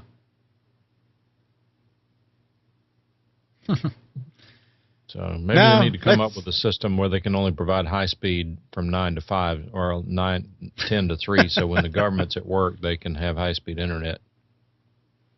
It's all about knowledge and capability, isn't it? When you look back on the early days of fiber and what they could push through it, it was hardly anything in comparison to today. But with technology and knowledge, and then pushing the boundaries, pushing the limits, improving on the technology, we're now putting 1,000 times worth the amount of information down the same fiber than we were before, and it's going both ways. So who's to say that, you know, that somebody doesn't invent some kind of new sensor or relay or receiver or transmitter service that will do exactly the same thing down the same fiber, only 10 times faster. We're only limited by our capabilities and knowledge that we have now. Well, yeah. Charles says if bandwidth is not limited to a certain amount, why would all bits being equal not continue to apply? And that's because, as far as I can see it, that the pipe is only so big. I mean, we might be using 5% of the pipe, but if everybody starts using the internet at maximum speed, now all of a sudden that pipe fills up and they have to go build a new pipe. And in defense of any utility provider, they have to be able to design for the absolute maximum demand. I mean, you don't expect your power to go off because you have a 105-degree day and everyone's running their air conditioner. So if the electrical system has to be able to support air conditioners running universally across the customer base whenever the temperature is 105 degrees, then that capability is also built in when it's 68 degrees, no one's running an air conditioner or fans even, right? And there's almost no demand for power. So, but they have to build for the worst common denominator. Now, does the internet, is it the same level of performance that a power or water utility provide? Not at this point in time. I mean, it takes a few extra milliseconds because of congestion and everyone's using it. But the fact of the matter is that if you look at what happened, and I'm going to be, you guys in chat would know more about this than I do, so if you want to correct me, feel free, I'm not offended. But if you look at whenever Time Warner went from DOCSIS 2.0 to DOCSIS 3.0, they were absolutely filling up their pipe, per se, with DOCSIS 2.0. Not because their coax cable couldn't handle the bandwidth, but because their amplifiers, because their repeaters didn't have the bandwidth they needed. And that's why when the guy switched us over to DOCSIS 3.0, he said, you're not going to have congestion issues with DOCSIS 3.0 because of the available bandwidth. Well, that was true 2 or 3 years ago. I don't know what percentage of those capability we're using right now. I mean, so who was it in here in chat said that Time Warner, Charles said that the Time Warner rep told him that they could deliver gigabit service today. And I've had that same discussion, and I'm not so sure I totally agree with that. Could they provide gigabit maybe to Amnon and no one else? Possibly. Could they provide gigabit to everyone? I don't know if they have that much infrastructure available. Maybe they do, maybe they don't. But I will tell you this, when competition comes along, they'll darn sure get there pretty quickly. Right. I mean, if Google comes in, do you think they're coming to a city of 1 million people and say, yeah, let's build the infrastructure and we'll be able to give 1 gigabit to 100,000? No. They're coming and they realize, you know, we may need to give 1 gigabit to 1 million. I hope that's the way they think. Yeah. Well, Dr. John says that the power company wants to take control of your thermostat so that there will be smart kilowatts. Right. Well, I'm not in favor of that, but I totally get it. I mean, that's just the example I was talking about, and that is that if their power grid on one of these really hot days, if the power grid is at 98% capacity and the temperature is still going up, wouldn't you or anyone like the ability to go out and turn off all the hot water heaters to make sure that they can get through that? I mean, the ability, 100% is 100%. When you get to 100%, if you got to go to 101%, you have to build in the capacity to go to 110 or 150 or 200 or 500%. It's not just 1%. That's a threshold that's very expensive to cross, and if they have to cross that threshold, we're going to pay for it. I mean, power bills are going to go up. There's no question about it. So, I mean, to some extent, their ability to control your thermostat per se, it's not just the thermostat, it's all electrical usage at your home. I mean, if my community would allow me, I would absolutely accommodate them in that I'd convert everything in my house that could be converted to gas. But unfortunately, I don't have gas on my street because this utility will not provide it to me, even though Public Service Gas, or whatever their name is, has been given a monopoly to provide gas to our community. When my home was built, the builders went electric instead of gas, so I can see the gas line from my front porch, but it's $3,500 to get it run my house, and I've never been willing to spend the money. Mm-hmm. That's where utility's gone wrong. They should be required to provide it to my house if I want it, since I'm in the city limits of Cary and in a densely populated community. But somehow these politicians protecting the citizens have not chosen to protect us. Well, Dr. John says if I'm working, want to stop somebody's movie or game. Look, this is, I'm not advocating for the ability to turn things off, but let me ask you a question, and I don't want anybody controlling it. If I'm paying for it, I want to get it. But let me ask you this. Let's suppose you're playing your video game and everybody else has their air conditioners turned off and the power and the grid goes down. How are you going to play your video game now? No. The thing is also, to be fair, I mean, the way that they don't control your electricity. They don't have a kill switch. They control your high usage appliances. They control your air conditioner. They control your dryer. They control your stove. Yeah, it's not. Let's take it to the next natural, because it's a valid point. And Dr. John, I understand you're not being argumentative. I get it. It's a good discussion. But what I'm saying is that the danger of having a utility turn off individual items at your home, they're going to turn off your hot water heater. They're going to turn off, well, of course, you're not heating hot water. You're heating water, so it's a water heater. But if they're turning off your water heater, your air conditioner, you can always come up with an anecdotal question in terms of, okay, wait a minute, I've got someone who's homebound and sick and can't leave and go get in the car and ride around and cool off with the air conditioner. So if you turn off our air conditioner, you're going to create a health issue with a family member. I get that. Or let's suppose that you work second shift and or a third shift, and you didn't know the day was going to be so hot, and you get up, you got to go take a shower to get ready to go to your job, and you don't have any hot water because the power company's turned off your water heater. I get all that, and it's all valid. The best thing to do is to have the facility to be able to provide the demand that is placed upon them. But in reality, as consumers, we do have a vested interest in not having them build 10 times the capacity that they would ever need, because we have to pay for that and not use it. So I'm a little sympathetic to some of that, and the one thing I like about the ability that we give to the power companies to control certain things, and they do it by putting little boxes on your water heater and accessing those things through the power lines or over the internet or somehow. I don't know what the current method is. Not enough bandwidth on the internet. Whatever it is. Now, in talking about the power company, though, they pay you to let them do that. And as long as it is voluntary and there's some incentive for you to do so, go for it. It's not. I would consider it, but it's not enough that it's worth doing it. They don't give you anything. They're getting the better deal. Actually, at least at one point in time, they would give you a certain dollar or percentage discount on your power bill if you would let them put these boxes on your high demand appliances. But your power will go down anyway. Power usage will go down anyway. But that doubles your savings. It was an additional discount above the power savings.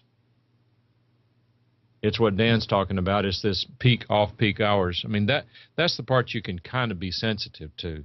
And it is optional, and I fully support it. There are people out there, and in fact, I've talked with people who have allowed these things to be installed on their water heaters, and they say that they don't even know they're there, yet they can see that they were actually cycled during the month. Well, Maybe I need to It look. goes back to, I was never a Trekkie, but it goes back to one little scene that I saw with Dr. Spock on Star Trek 100 years ago, where he went back in time. He's walking down this hallway. As I recall, it was a paneled hallway. Remember paneling. And he walks up to this a light fixture mounted on the wall, holds his hand up, and he says, "Oh, I see that they haven't learned how to make light without heat yet." Mm-hmm. And that's actually a great point, isn't it? In that if we are running air conditioning to heat the room, to cool the room, then the heat generated by a light bulb is counterproductive. If we're trying to heat the room, then that heat is a positive side effect instead of a detriment. But that, I always thought about that, and if you think about it, when you look at now with LED bulbs, which I am a fan of, as we've talked about, that we are getting closer and closer and closer to making light without heat. So a 60-watt light bulb now is 9.5 watts, right? Yeah. I'm a fan of that. The base I'm is not still a hot fan for some of a reason. Huh? The base is still real hot, though. It's still only 9.5 watts. Yeah. It's not 60. Yeah. Right. So I'm a fan of that. I'm not opposed to it. What I'm opposed to is being told that I have to use a CFL, which not only costs a lot more than the light bulb, it doesn't last any longer. The light that it gives off is less than optimum. It takes a while for it to get to full intensity. Mm-hmm. The color is off unless you get exactly the right one, which is almost impossible to do. And it's a little hypocritical in that they have mercury in them. It costs more than the... Well, the LEDs cost more. No, it costs more to operate than the LED. So if somebody tells you have to use that... Well, the LEDs weren't available when they first started that nonsense. True. So I understand that, but I would reiterate that if you guys haven't tried one of these 60-watt Cree LED bulbs, they were on sale at some Home Depot stores for about a little less than $5 a piece. Yep. Buy one and play with it. It's amazing. It is absolutely. You cannot tell them. From what I've experienced, you cannot tell them from the regular incandescent light. They are very, very good. In fact, what's so interesting about them, and I don't know if you've noticed this, Amnon, but if you haven't, you might want to watch it next time you do it, is these bulbs turn on so quickly that when you flip the light switch, you can actually see what's called switch bounce. And what switch bounce is that whenever you flip a toggle switch, the switch causes two pieces of metal to come into contact with each other to complete a circuit to turn on what's ever connected to that switch. Mm-hmm. And what switch bounce is that when those contacts come together, they actually don't just always just slap together and it's a perfect connection. They'll kind of bounce a little bit. Really fast. Yeah. And on some of these switches, particularly if they have any age on them, when you flip the light switch on, you can actually see a little double flicker on the bulb, which is switch bounce. You put a new switch in there, and it goes away because the contacts are not pitted or the contacts are not oxidized, and they make better connection instantly. The springs are better and all that. So it's really interesting how quickly these bulbs turn on, and when they turn on at full intensity, whereas a CFL has to warm up and to get to. In fact, when I had CFLs in this room, I have every light in this room turned on for the benefit of the camera, and when I had CFLs here, I actually would, if I didn't turn the lights on about half an hour before the show started, I would have to adjust the color balance on the camera sometimes during the show. Some of the old shows, you can actually see me on the air adjusting the color, and especially in the winter. Whenever. I mean, it was terrible. But with these LED bulbs, I can turn it on right before we start, and it's not a problem. But this room here, in my ceiling, I have 4 60-watt bulbs, which is 2 light fixtures each with 2 60-watt quote-unquote bulbs in it. So before, when I had 240 watts in this room, I now have 4 9.5-watt bulbs. So it's less than 40 watts, providing actually more light than I was getting from 4 60-watt bulbs. And I don't know if you're talking about the speed that they come on. You saw the lights in the kitchen, the chandelier lights that we changed. Mm-hmm. When you turn on the switch, it takes like half a second before those lights come on, though. I don't know why. I mean, you're used to just flip it and the light, something happens. And in many cases, and since this is new, I turn it on and I say, what's wrong? Oh, there's the light. Does it have a dimmer on it? No. But it may be that particular, it's not a Cree light. It may be different technology, whatever, but it is LED. Right. It's no big deal. It's a split second. Right. But it's very nice. Right. But whenever you, for example, turn on even your solid state LED TV, you turn the power on, it takes a couple of seconds for your TV to come on. That's because it has to power up the circuitry. Right. And it's like rebooting a computer. You have to turn on the circuitry and for the TV to power up. And that's probably the inverter's drivers of the LED. That has to power up, and then it provides power to the bulbs. Gary, your ears must be real good if you could hear those lights. Yeah. This sound bar that I got for Father's Day, my daughter and wife said they're hearing a high-pitched whine, which none of us would hear. But if it doesn't, we'll have to send it back and get a different one because it drives them crazy. Women always have better high-frequency hearing than men do. That's a fact of nature. Talking about temperature, I did something this past week here to lower the temperature in the room with actually using less air conditioning. You're an environmentalist. Well, no, I mean I'm sitting. I used to sit here, and the temperature would be 81, 82, 83, no matter when, because I've got that big ass computer under the desk with 2 Xeon processors and a bunch of memory that blows out hot air. I mean, hot air. And I always wanted to do it. And I was talking to Nick a couple of weeks ago, and I told him that he should exhaust the heat and all that. I said, you know what? I'm going to do it.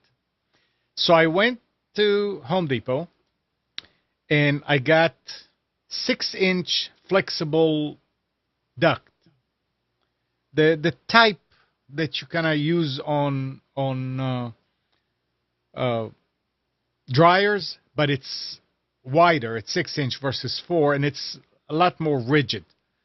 And I put it down there. I measured.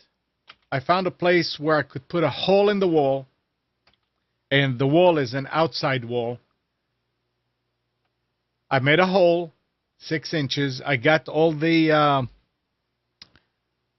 ducting, that if that's the right word, that straight through, and 290s, and connected the hose to the fan outlet on the computer, and took it right out.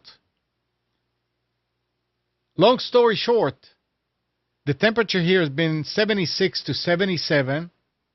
The temperature on the air conditioner, which I use when I come in here to do a show, I always put it like around 70, 71 to get the temperature just comfortable.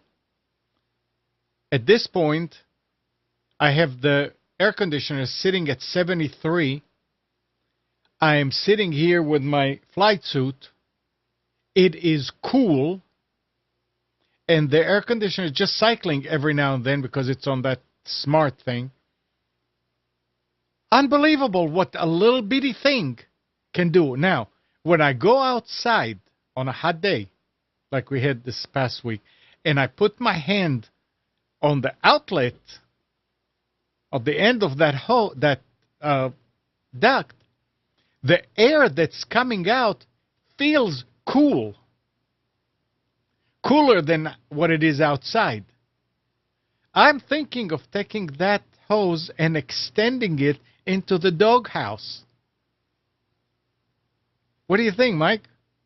Why not run it into your house with a duck?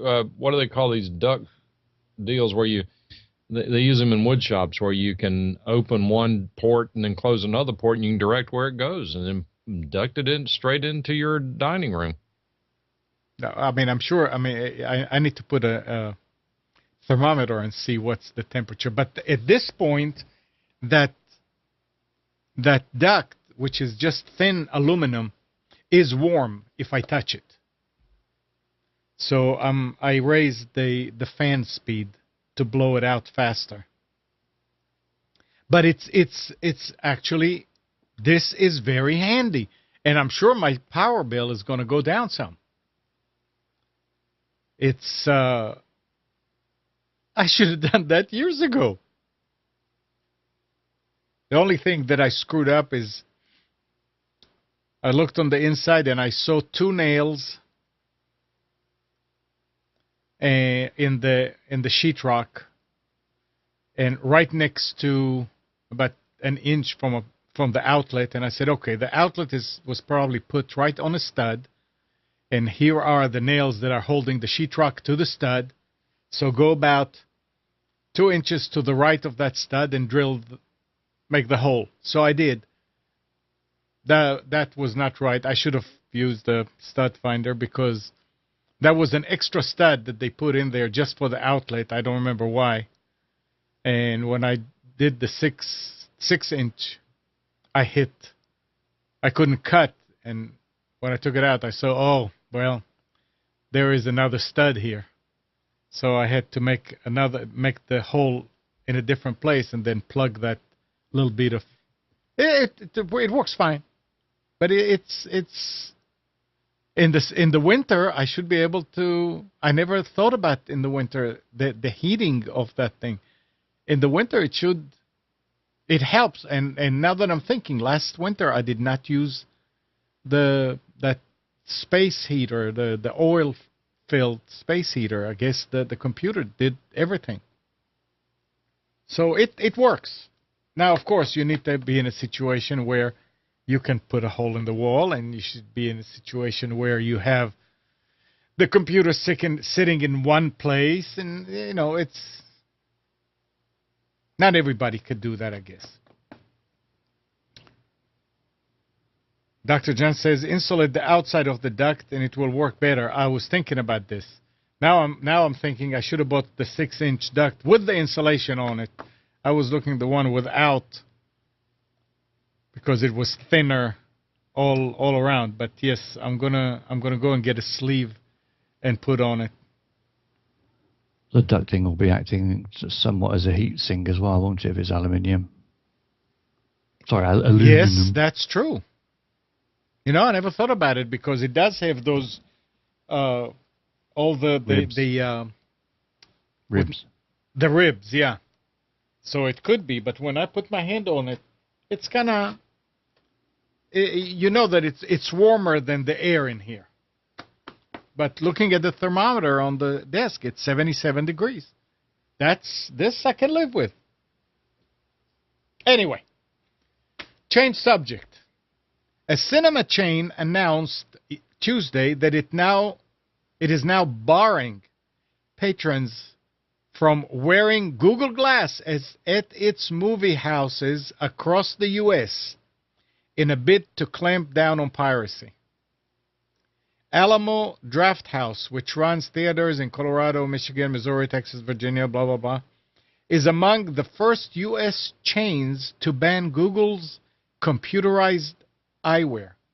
Google Glass is officially banned at Drafthouse auditoriums. Once lights dim for trailers.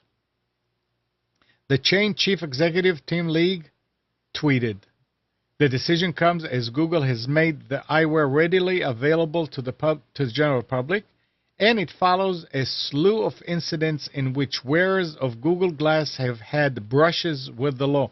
Apparently, it happens in a lot of places. Did you see that video that who put it on? The what's his name? The comedian news thing from Comedy Central. Stewart. No, heck no. there was a video of somebody doing an interview with, I mean, it was a comedy about Google Glass. It was funny. It wasn't him. It was he played it. So it's becoming more and more, and privacy is a concern to a lot of people, and you really don't know. I remember one of the things that these people in the that interview, the guy was saying, "So are you taping me now?" And the guy says, "Yeah." And you don't find that wrong. The guy says, "Well, you have cameras in here." And the guy say, "Yeah, but there's a red light on this camera. It tells you when I'm taping you. I don't know when you're taping me." And it's true. You don't know when one of these cameras is just sitting there idle or is doing its job in recording. And I was thinking, well, now, to go into a theater and to record an hour movie, it's going to take gigabytes and gigabytes. They couldn't do that with a glass, but I guess they could connect it to an external recorder that has gigabytes and gigabytes and gigabytes. They were asked the question, what would happen if somebody was wearing Google Glass with prescription lenses in, and they said, oh, they would obviously allow those, but the Google Glass would have to be turned off. Well, how can they control it? Well, exactly. I mean, they'd have to walk around looking at everybody that was wearing glasses in case they may have been Google glasses, and then make sure there was no reflection on their eyeball. I'm wondering, can you actually have lenses put on the Google Glass? Oh yeah, there's several manufacturers and companies that are doing it now. They're all pretty high-end, like what do you call them, fashion accessory manufacturers to the stars, should we say? But interesting. They are available, and they will be made available when Google Glass finally is released to the public for a sensible price, as opposed to $1,500 that they are now. Huh. Yeah, that would be that when you go somewhere and you don't know if you're being taped or not, oh boy. Again, if you've got nothing to hide, it's okay. I guess it's okay. I don't know. I couldn't say that it's okay. Well, if you've got nothing to hide, it should be okay, but then it doesn't make it right that they can. Right.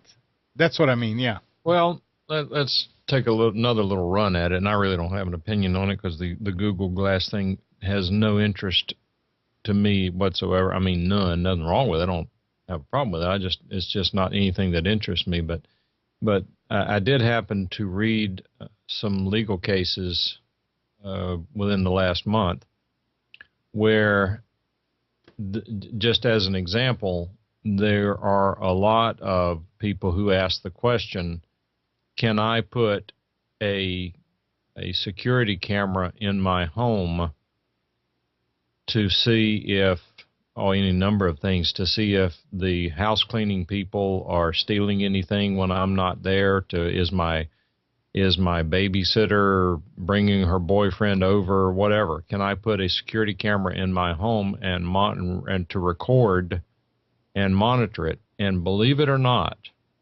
in many states, the laws are that if you put a video recorder in your home and you record audio and video, you can be committing a crime by recording someone who has, if you don't have their consent.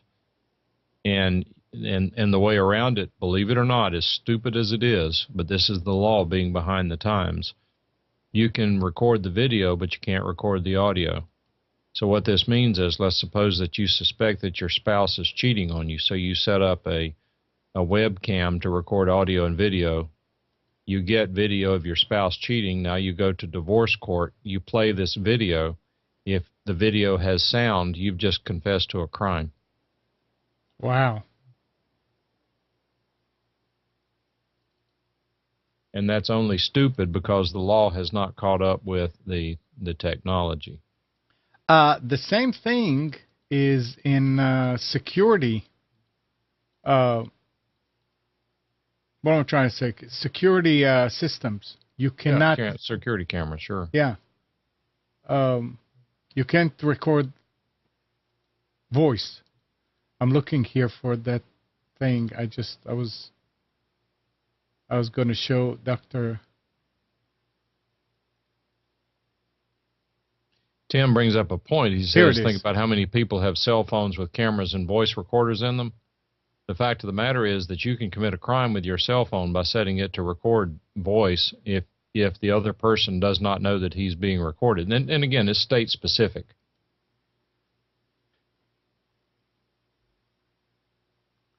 And it's pretty serious. I mean, it's a felony. It's not a trivial thing.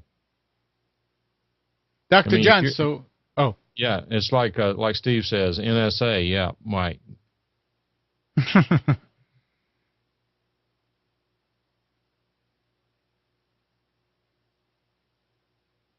No, Gary, it's not what would George Bush have done if he'd been recorded running out of the Dallas, Texas building on 11/22/63. The question is, what would have happened if they'd caught him sneaking into the back of the SR-71 Blackbird so that he could sneak over to Paris in quicker time than any other way? Oh, get out of it. Yeah. I see Brent says that Casey Kasem just passed away. Oh. It's been expected for a while. Been expecting to read that.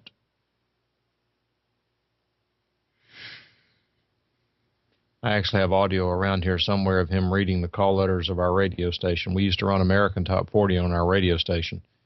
Each week he'd say, around the world, coast to coast and around the world, American Top 40 is heard on great radio stations like WKIX, Raleigh, North Carolina, blah, blah, blah, blah, blah. And so he mentioned us a few times. And what's really bizarre is the executive producer of American Top 40, Watermark Productions, was the main energy behind it was a guy named Tom Rounds. And Tom just passed away about, I guess, a month or so ago. And I spoke with him a few times. So that dynasty is now gone.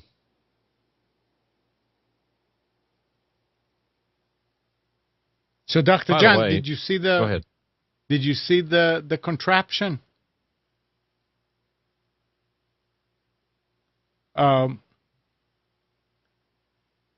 It's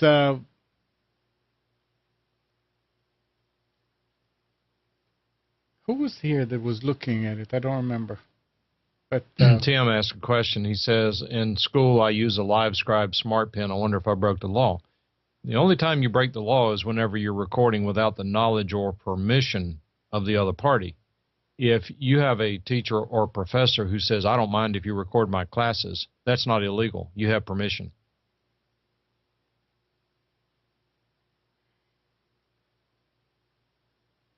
What's a LiveScribe pen? I guess if you click on it, you'll see. Oh, I see. I'm not sure. No, Tim, I didn't use duct tape. I used actually I used some duct tape on the very end, but I used that aluminum tape in most places. Yeah, duct tape is not good for ducks. No, it's not. Yeah, Amazon. It gets stuck in their throat. Steve? It gets stuck in their throat. Steve, this is for you. Oh, excellent.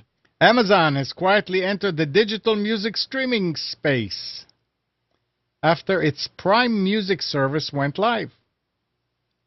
The launch of the service follows reports that the company was preparing to follow Apple, which acquired Beats hardware and music streaming business last month, with an offering of its own. The service forms part of Amazon Prime.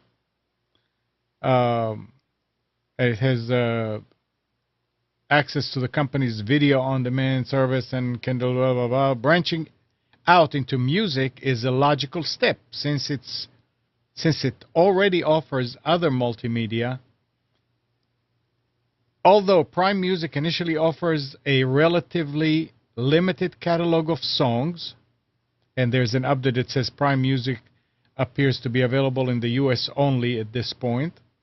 Amazon says it is offering unlimited ad-free access to over 1 million songs and hundreds of playlists.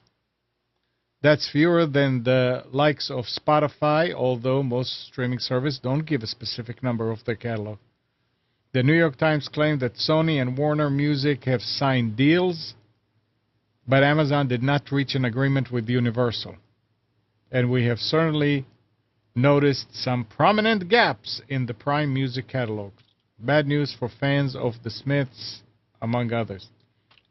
Now, user can find out which albums are available using the Prime Indicator, which is familiar territory for those who use instant video service, while Prime Music will serve up acoustic suggestions on the right-hand menu bar, each which is based on your past purchases.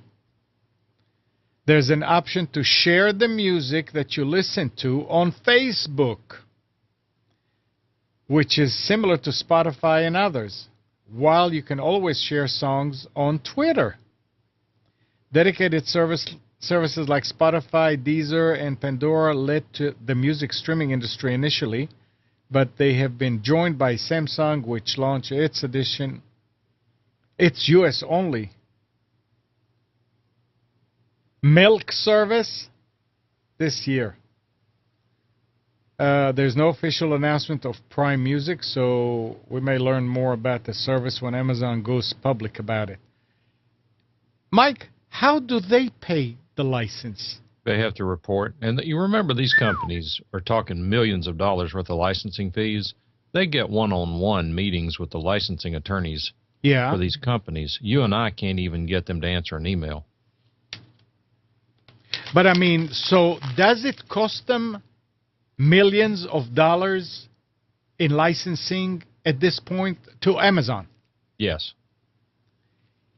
And I don't know that a lot of people are going to go and pay the $99 Prime just for that purpose, or...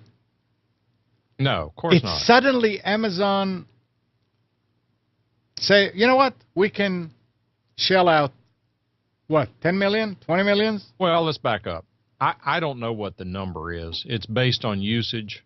Right. And might they go negotiate a sweetheart deal saying, look, we'll pay you $100,000 for the first 2 years, and if the service takes off, then we'll negotiate a new rate. Could they do that? Yeah. Might they be able to predict what their usage is and come up with a meaningful number? Yeah. Is it 5,000 or 500,000 or 50 million? I have no idea how big the number is. But I'm telling you, in one-on-one negotiations, the music publishing companies want a deal with Amazon. They want a deal with Spotify because they're, I mean, good gosh, who listens to the radio anymore? I mean, these performance organizations, performance royalty organizations, whatever they're called, still are getting a percentage of revenue of radio stations that play music. But if it were based on the number of people consuming that content through the radio stations as it is on the internet, these companies would be in serious trouble because radio listenership is, I mean, it's following the path of newspapers. It all started with a reduction in listenership because, I mean, like newspapers are, I mean, they're almost non-existent as far as I know. I mean, the circulation of the New York Times is less than 1 million. And, but in News and Observer, I don't even know anyone who subscribes to that anymore, nor why they should. But that being said, radio industry started out by having so many stations on the air that stations that used to have a 12 share, 15 share, 20 share are now half a share. Crowing. Oh no, it's probably in the fives. They're crowing about, wow, we've gone from 5.2 to 5.8. Boy, we're kicking butt and taking names now. Yeah, but you're also down in the signal to noise ratio for the most part. So not only did the increase in the number of stations not bode well for radio stations, but also now these stations, this is more than I want to get into, but these stations are changing formats so often you can't even remember what button to push to hear what it is you want to hear. So anyway, the performing rights organizations are probably, if the truth be known, objected originally to their music being streamed on the internet. And now my projection or prediction is that they are finding it to be a rich source of revenue. If that's true, then they're welcoming the Amazons and the Spotifys. I imagine as well that Universal is the only one that's holding out. They won't hold out for long because they cannot afford not to be in it. Well, that's assuming common sense, Steve. Well, yeah, that is true. And I don't would know have thought that you would have saying that you'd be saying something like you can share it to Facebook and Twitter perfectly legally. Even 4 years ago, you would have just gone, yeah, right. You're kidding, and yet here we are. But my guess is that whenever you're talking about sharing on Facebook, my guess is that the embed still allows them to track the plays through Amazon. It really is bypassing the direct login to Amazon, but still able to track the usage, which is probably the way it has to work. The question was whether that technology has been previously available. Yeah, or that's not true, available, but implemented. But I mean, just the word sharing 4 years ago was taboo. Yep. You wouldn't have even dreamed of thinking of saying, oh, you could share this with so-and-so. You're sharing it. That means, you owe me money. Yeah. I could care less. I mean, how many more music sources do we need? Well, it's a hell of a lot better now, and it's more freely available. I mean, you look at YouTube now. You can go to YouTube and find, music videos that were being played back in the sort of 80s and 90s, freely available, and you can watch them. And they've got a 3-second ad that you can then click to get rid of. And they're all widely available. It's brilliant. I mean, you'd have thought that years ago as well. You'd have thought you were completely mad if you'd said that was coming around. And that brings up a point. I don't even know how music is being distributed anymore. Do people buy CDs? Do they still buy CDs? I mean, I do, but the stuff I buy is old. And I just wonder what the most prominent method of Probably distribution is. downloads. But Downloads are off people of downloading into one iTunes. song at a time or entire CDs? I would I think think it depends. Go ahead, Steve. Sorry. No. I think it would depend on the artist. If they're a fan of that artist, then invariably they're going to download, like we used to in the old days. A new album would come out, and you would say, "Oh, I like that artist. I've liked the other albums they've done. I'll take a potluck and I'll buy it," because there was no alternative. Now they've got the alternative that they can say, "Well, we'll go and have a 30-second listen." They can be very selective and say, "Well, actually, that whole album's rubbish apart from these 2 songs." But if you think about it over history, if you think about the CDs you purchased or the albums you purchased, and ultimately found 2 or 3 or 4 songs or even more on the album that were so far superior to the one that was popular and on the radio, it's kind of sad in some ways that people are going to miss that depth of participation in an artist's work. Because, I mean, you think about artists like, Jimi Hendrix.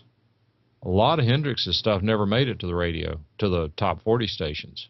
Some of his album cuts are just incredible. Another one, Allman Brothers Band. The Allman Brothers had a few hits on the radio, but their album materials were all in all dramatically superior to what was on the radio. And if you can only buy the song that's on the radio because that's what's available for download, then I don't know long term what the impact of that would be on the artist, because you don't really get to hear everything that they do. Then again, like I do, a lot of these CDs and albums, the other stuff on the album is garbage, and the only thing that was released was any good. True.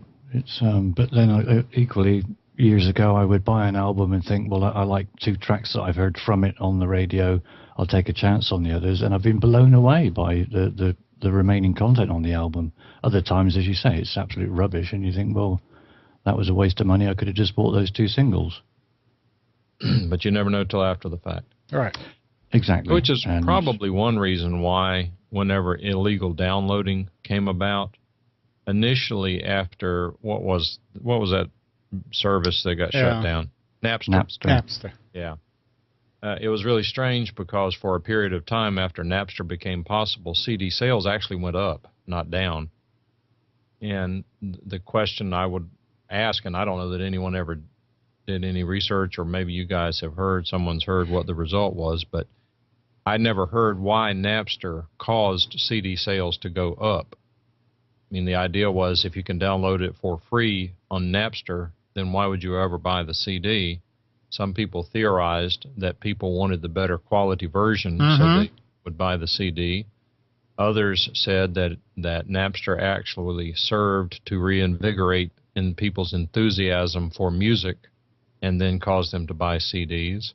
Others said that they were able to sample the works of other artists for free, and so ultimately they wanted to buy the CD from that artist. I don't know which one, if any or all, is accurate. All of them probably are accurate. Well, I don't know. I don't know what that means. I don't think that trend has held true because I don't believe, I don't know. I haven't seen any numbers on it, but my guess is that CD sales are in the tank.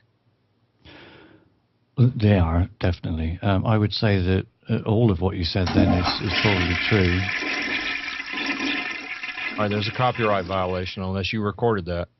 No, I didn't record it. I think it's... I forgot what I was going to say now. Darn it. Nope, it's gone. It'll come back. So it doesn't matter. And Dr. John says one of the ones that I mentioned, that people would download a sample and then bought the entire CD. And again, I'm sure that's part of it, but...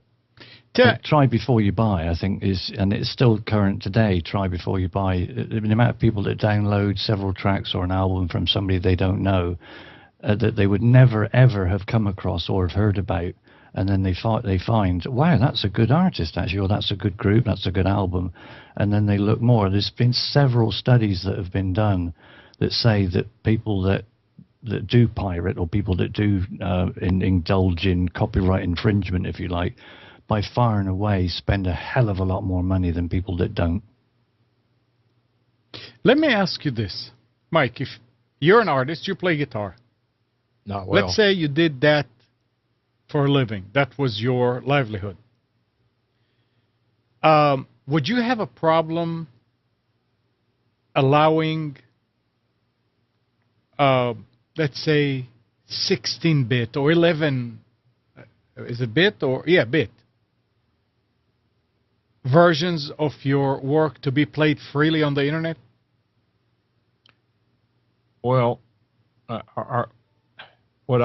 I were an artist for a living, would I object to high-quality copies of my work being available on the internet? No, not high. Low quality. I mean, really low.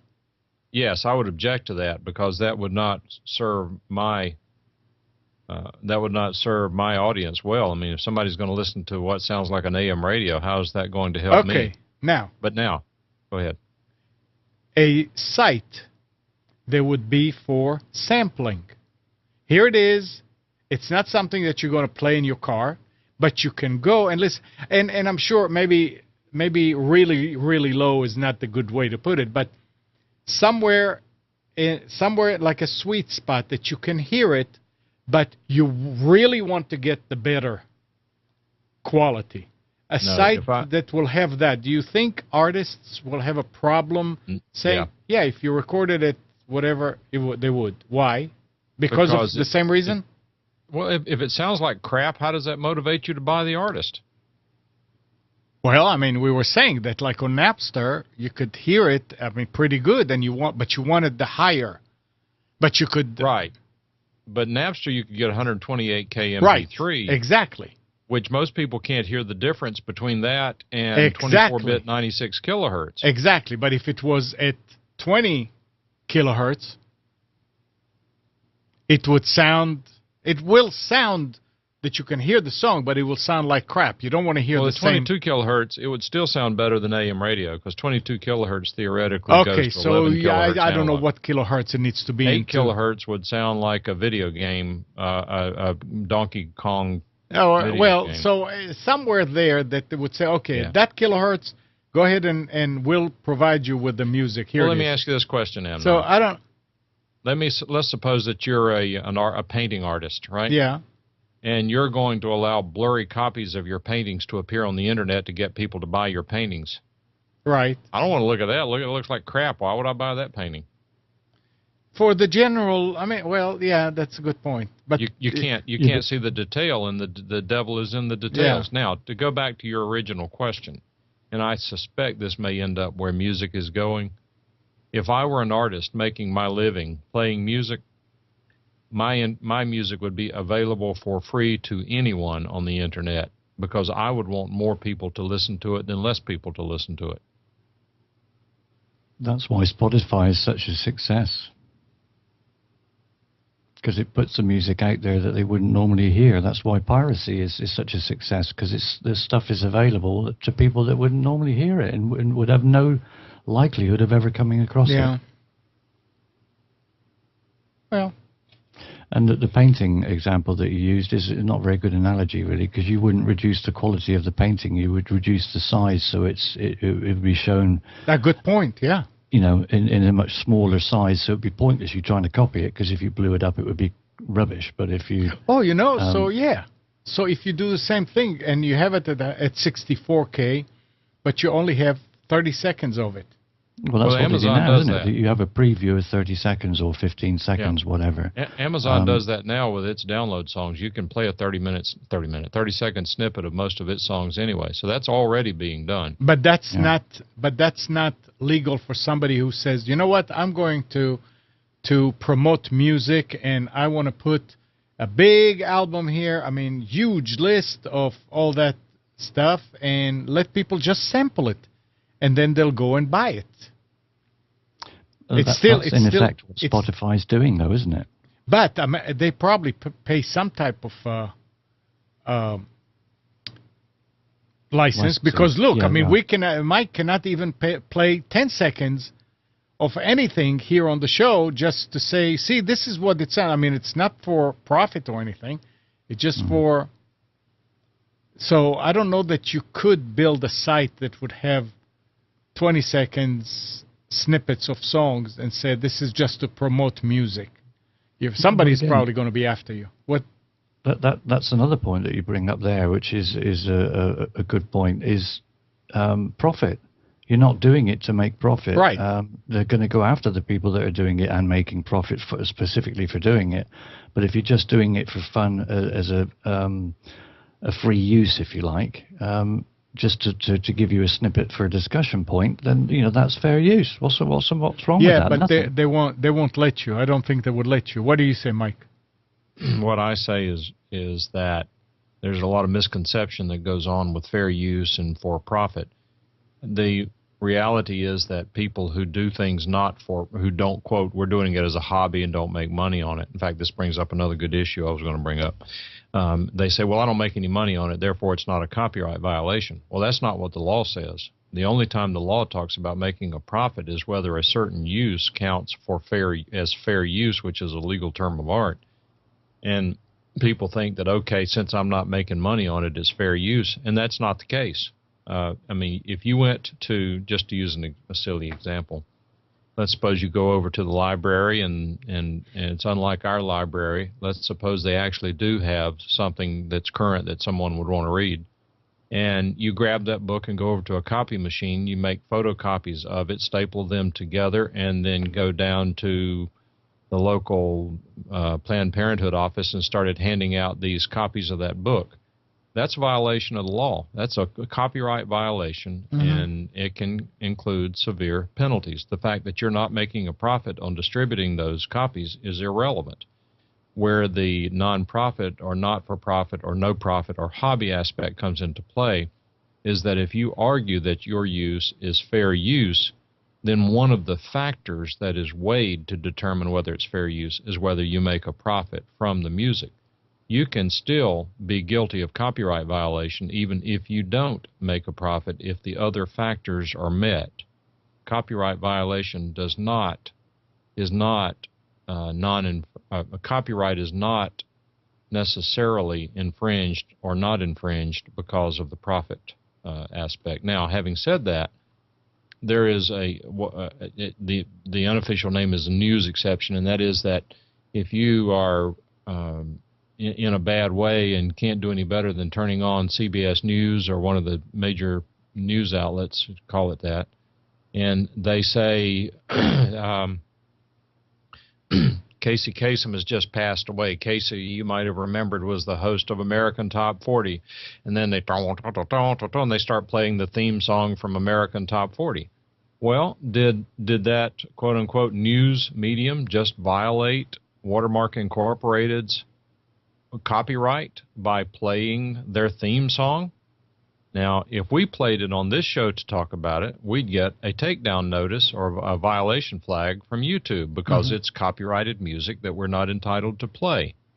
Would one of these networks get a violation notice? And the answer to that question is no, because they have carved out for themselves an exception that that's a news function, and news does not, by its nature, commit copyright infringement. Why? One reason is because they only play a snippet. They don't play the whole song. Therefore, someone is not going to record that newscast and then splice that song out of the middle and therefore not go by the song. This is the chain of thought that goes along with this enforcement. But as you could expect, the news media have an exception where they can play almost anything and not get into trouble for playing licensed content. We don't have that same level of recognition with this show that the networks do. And I mean, at some point, if let's say that we were, I don't know, one of the bigger online news media, I'd have to think of who it might be. But we might be able to then work out a deal with YouTube that, look, we don't play full songs. We only play for commentary. We never play more than 20, 30 seconds of a cut. Therefore, it's not a copyright infringement. They may say okay. However, and this is the point that I was going to bring up, that there is a company out there called Free Play Music at freeplaymusic.com. A lot of their tracks are 30, 45 seconds long. And what they have done is, and this is based on what I've seen, maybe some of it's not exactly right, but it's close. They have a relationship with a company that has the same sort of scanning software that YouTube has. What this company does is they scan YouTube, and maybe websites too, I don't know, but at least they do scan YouTube for people using their music, and that music has not been licensed. But wait, you say, free play music is free. It's royalty-free music. Not necessarily. There may be some music on their site that is free to use, maybe with some attribution, maybe not. But there's also music on their site that you have to buy a license to use that music.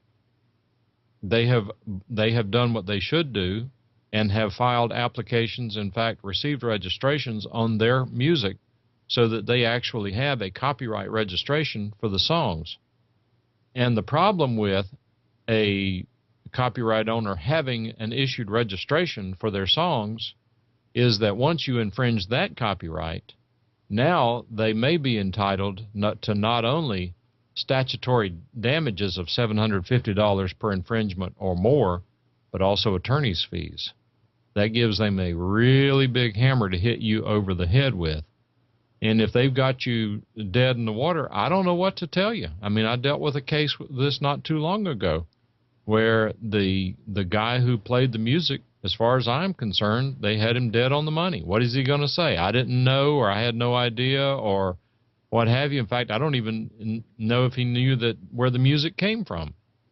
But yet, the song was identified. Then you go and you play that song and listen to it, and sure enough, that's the song that was used as part of this little promo announcement on his internet stream. Is he guilty of copyright violation? Well, I didn't make any money on it. That's not the test. Was it a news and commentary site? No, it was a promotion or an advertisement. I didn't know that the guy who provided it used that track without permission. Doesn't matter. Do you have an indemnification agreement with him that if he violates any copyright laws that he will hold you harmless from any claims by copyright holders? No. He's doing it as a hobby too. He doesn't have any money. Well, Somebody violated someone's copyright. Who's going to pay? I don't know. You'll find out. Mm-hmm.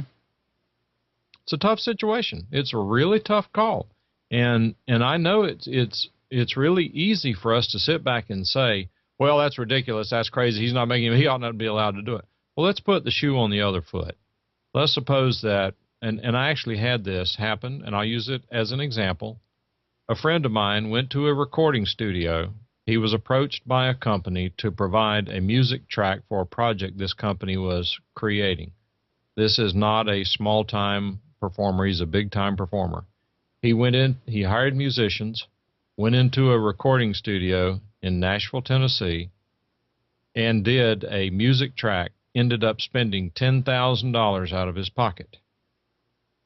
He owned all the rights and interest to that track he owned it all. He paid it, he owned it.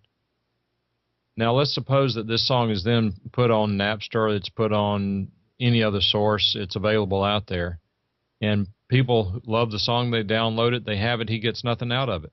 What is the incentive for him to go back into the studio and record another song and spend $10,000 out of his pocket if he's not going to be able to make anything back on the song? Mm-hmm. And that's what happens when people violate a copyright.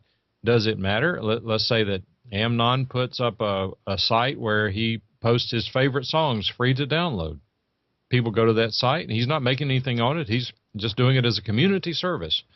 So people go to amnonsmusic.com and download this song, and now they have it for free. There's no reason to pay the artist for it.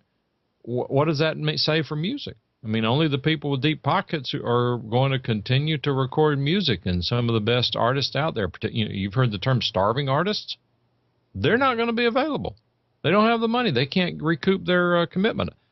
I used to, when I was in private practice, I represented quite a few musical acts who recorded CDs. I mean, I was involved with them at the recording level as well as the legal level.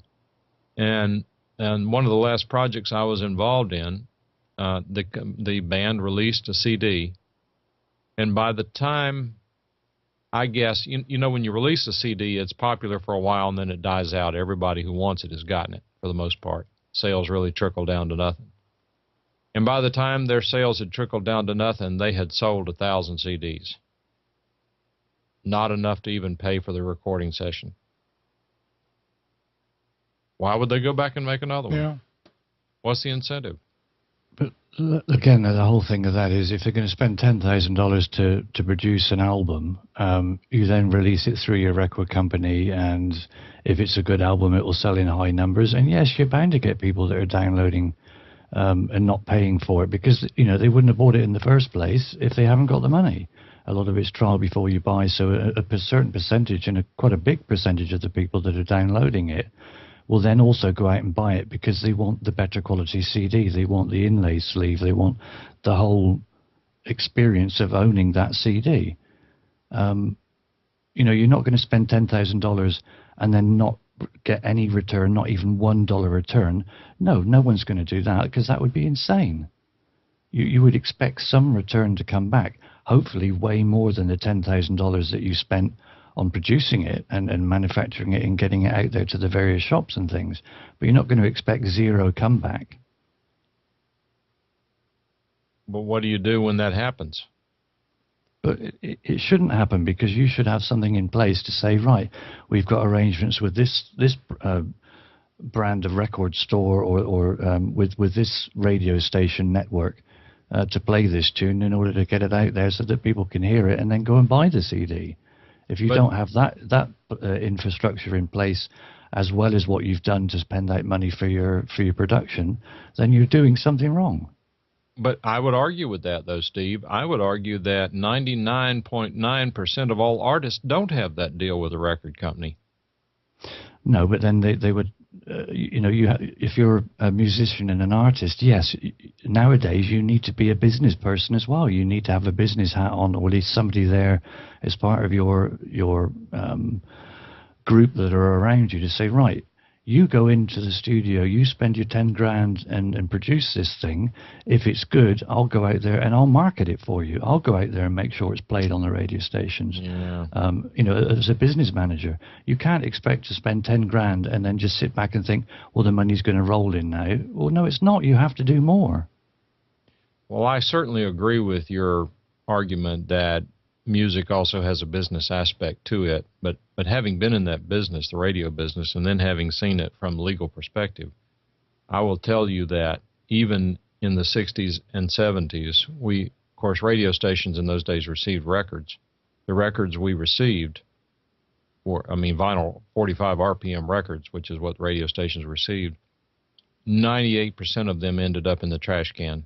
I mean, people, you would not believe, even back in those days, how many songs were released that never saw the light of day. I mean, every time we went to the post office, there would be literally a 3 or 4 inch stack of records that would come in from the record companies because they're trying to get a hit record played on a radio station. Yeah. Well, this is where payola came in, wasn't it? Back then, they were paying large chunks of money to get the certain ones that they wanted to be in the charts played. Yeah, that was the big stations, though. The idea was that if a big station played it, the small stations would pick it up. And a lot of that happened, but after those payola cases were in the news, it all went undercover. And it was still carried on, but it was a lot less. I even know of an instance where a record guy would bring his latest stuff around to the radio station and bring some drugs with him for the DJs. Yeah. So was that the same payola that the other companies were convicted of? It was the same thing, but it would never be tracked as such. I mean, they're committing a crime in and of itself in those days, and so, but it's the same concept. It's a good old boy system. But the reality is, and what I'm getting to, and what is sad, and unless you've seen it from the other side, it's hard to appreciate. It's stunning how much bad music makes it to the big time, and how much good music never even gets heard. There's a lot of good music out there. I mean, the internet actually has been very good for artists because I don't know about you, but I've been sitting here one day and said, boy, I really need something different to listen to. And you start doing some research on, I don't know, Brian, maybe bluegrass. I haven't heard any bluegrass in a long time. And like Brian and his wife, they play bluegrass and gospel music. And they're not on the national charts. They probably never will be. But then I find a YouTube link. I can go in there and click on it, and I can listen to something that they recorded at their church or their concert, and it's very enjoyable if you like that sort of thing. Now, it may not be your style of music, but you at least get exposed to that and get to appreciate something that, but for the internet, would never have happened. There's no way. I mean, in the past, before cassette tapes, think about it, then Brian would had to have had a record pressed and mailed that record to me for me to be able to even sample the music that his group does. Then, of course, were cassette tapes. Then he could actually make a recording on a tape himself and send that tape. All right. Then there were CDs, and now there's the internet. He could take that, if it's an original song, they can record that performance and put it on the internet, and we can listen to it. Now he can videotape it, put it on the internet. We can watch it. We can listen to it. That provides a level of exposure that would never have been available but for the internet. So the times they are a-changing. I just don't think at this point the music business knows how to deal with the internet in a way that it can remain financially viable and still provide people with what they want. What do people want? They want music for free. The big problem is people don't want to pay for music. It's evolving. They'll grow with it, and they'll figure out a way how to make money and sort of like give a little, get a little. Don't know. The big problem I don't know how it's now going to unfold. The big problem now is the younger generation has been brought up and is growing up thinking that music is free and they don't have to pay for it. That's where the problem is, and the music industry is running around like headless chickens and just doesn't know which direction to take. Well, they're going to have to adapt somehow. Well, a lot of the more tech-savvy artists are actually producing and releasing stuff on the internet themselves and selling it themselves. They're their own band managers in record companies and everything else. And that does seem to be working fairly well. You look at a lot of the sites like Groove Shark, and I mean, there's just dozens and dozens of other sites out there now where you can find a plethora of different artists, genres, you name it. It's moving in a totally different direction, and you have to be a businessman as well. You can't just be an artist that sits there and strums a guitar and sings. You Right. have to have a complete business head and that kind of team around you in order to make anything. Unfortunately, I know it's hard, but that's a fact of life now. And that's what I mean. They're going to have to adapt somehow and learn new ways of doing it and ways to make money, because one way you'll make no money. Another way you'll make some money. Right, but there is more to the story than that. Because remember, because of the cost in doing the recording and distributing the content and having to have a record deal with a record company, whatever, these small-time artists were never heard. They weren't exposed. Now they can at least get exposure on the internet, because every artist doesn't have to have mega million followers to be successful. They can have little niche groups following them and can be very gratified with the response they received in that little small group. And eat. And well, the money thing is different. How do I say this? I've dealt with a lot of artists, very, very small to very, very large. You'd be amazed at how many of them people think are really loaded with money who don't have a pot to pee in. There ain't many people making money in the music business. You shouldn't say not many people. Artists, because somebody is making money in that circle. The managers, the recording studios, the lawyers. Somebody is making money there. The artists are not, right? The people that should be making the money, the artists, the groups, the people that are doing all the work, are not. As opposed to the people that are just sponging off of them. They aren't making any money, no, but it should be going to the people that, and it is now, because people are self-producing and cutting out the middlemen, or all the middlemen, which they should have done years ago. But I think that's what Mike meant. Yeah. Anyway. I will tell you that I have some inside first-hand information, and I am going to be very obscure about this because I can't tell what I know. I mean, these guys may be telling it publicly and I don't know it, but I'm not going to tell it because I don't know that it's public. But if I told you who this group was, you would immediately recognize the group's name. You would as well, Steve. They were worldwide. Is that? Huh? And the story is that? And the story is that even though they have sold millions of records, they don't have a pot to pee in. So where did all the money go to? You ought to hear the excuses. No, I mean... Oh, our managers did this. Oh, our promoters did that. Oh, if we had not been so young and stupid. Oh, this. Oh, that. Oh, that. No, the fact is that if these guys don't have anything left over, it's amazing. It's just the same story over and over and over again. But, Mike, you agree that there is money. Somebody made money, right? You don't disagree with that. I mean, that whole... let me answer this way. Answer it this way. These guys did mega concerts. Right. I'm not talking about the local... Yeah. I mean, stadium concerts, right?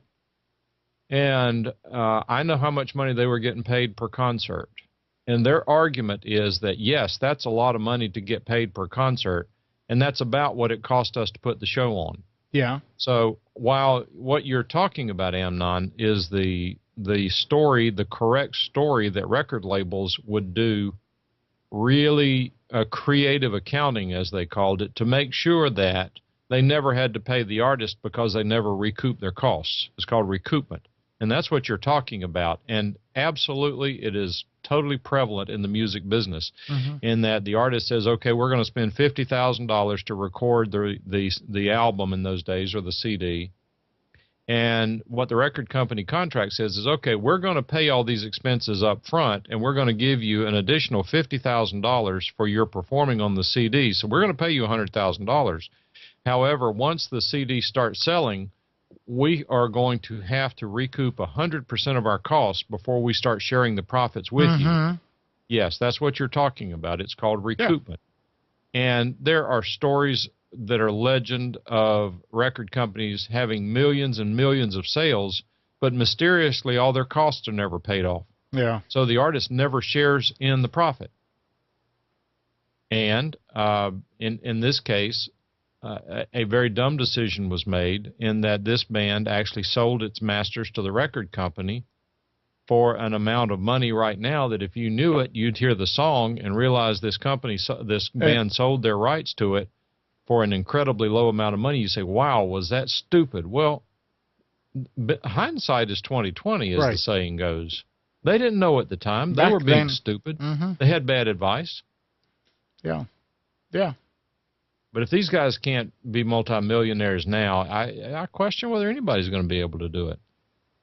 But at the end of the go ahead, Steve. At the end of the day, everybody is being paid. So you've got your recording studio. They get their set fee per hour. That's it. They're paid. Each musician is paid if they're brought in, the guitarist, the backing singer, whatever.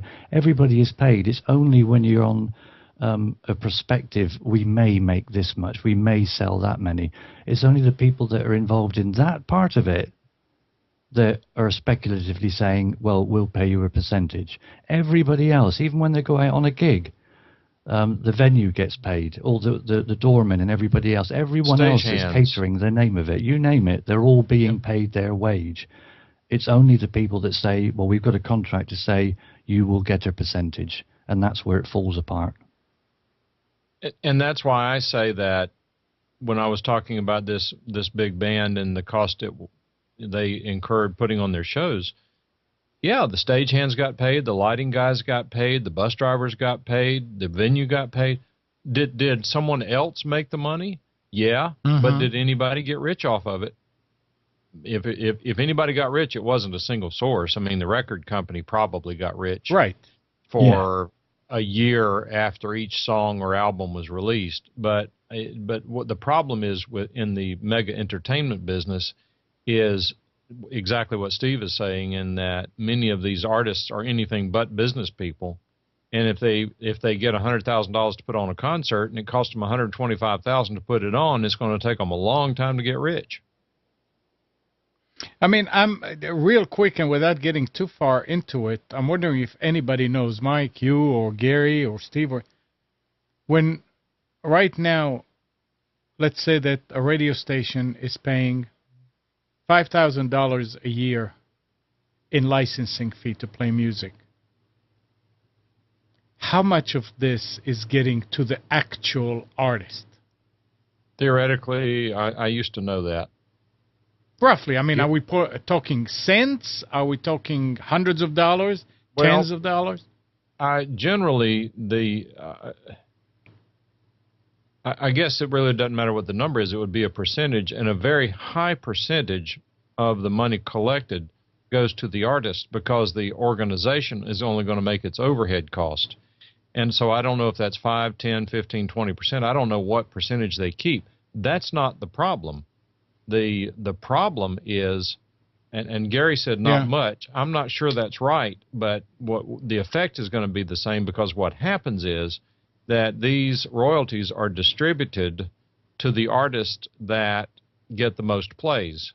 So in those days, the Beatles would get more than Bubble Puppy, right? So if Bubble Puppy's songs didn't show up in the logs, then Bubble Puppy might get nothing, when in fact their songs were actually played on the radio. So it's a bad deal for the small guys, and as usual, the big guys do well. Okay.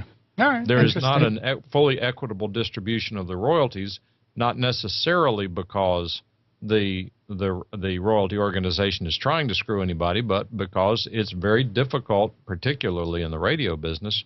They would do, radio stations in the old days used to do logging 1 week per year. So if a band's, this is purely hypothetical, if a band's song was not, or a writer's song was not played on any radio station that particular week or the week that the station's logged, the song could have been played 51 weeks out of the year, but that 1 week, no radio station anywhere played that song, they get no royalties. even though their songs are still being played throughout the year. Mm-hmm. But that's just the way the system worked. Now it's better, and Gary would know what the system is now, but there's a system out there now where they can do a lot better tracking, a lot more current tracking. They've got all sorts of boxes and technologies and things, and it's probably fair, but I'm afraid that the system of distributing royalties is still quite political. All right. I mean, it's anyway. What do I think of the instrumental? Oh, he's talking about. Oh, never mind. Go ahead. Yeah, him and Steve are.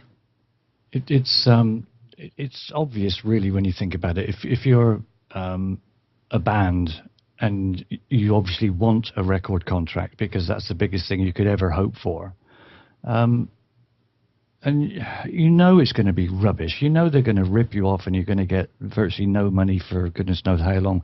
You might get an upfront fee, but you're going to have to now perform for the next 5 years and agree to do 3 albums, whatever it might be. You know it's the worst deal you could possibly have, but you're going to get a record contract. Of course you're going to sign it, and you know it's bad. So at the end of the day, you know what you're doing, and if you can get out of it at the end of that contract that you've got, and you have made yourself into a big star, and then you can do it on your own, great. But you're not going to say, no, I don't want a record contract because it's holding me down to too much, or it's too restrictive. Of course you're going to say yes. And that's where they get you, because they know damn well you're going to. Mm-hmm. I have had evil. 3 clients. I've had 3 clients in the past that have been offered major national contracts as recording artists. What happens is whenever they get the contract from the record company, they then take it to their attorney to read the contract and advise them. And as soon as I start reading it, I know exactly what it's going to say. And when I meet with them, I know what I'm going to tell them, and I know what their response is going to be. I'm going to tell them, if you sign this contract, they own you lock, stock, and barrel.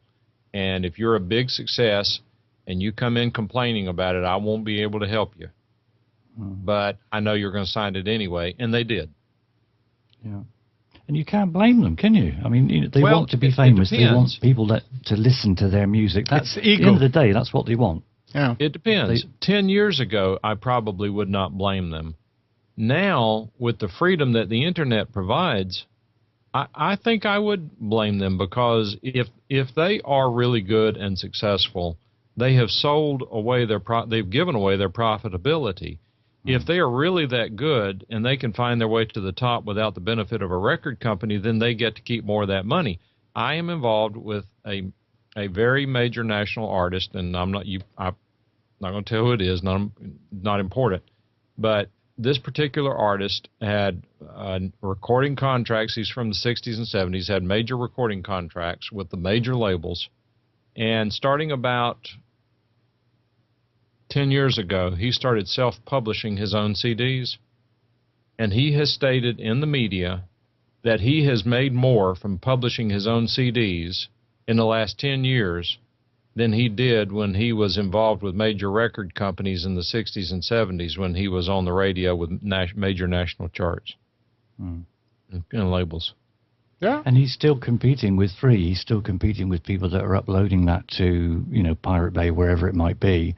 But if he's producing good stuff and he's producing it himself, he's the one that's raking in all the profits as opposed to all the middlemen.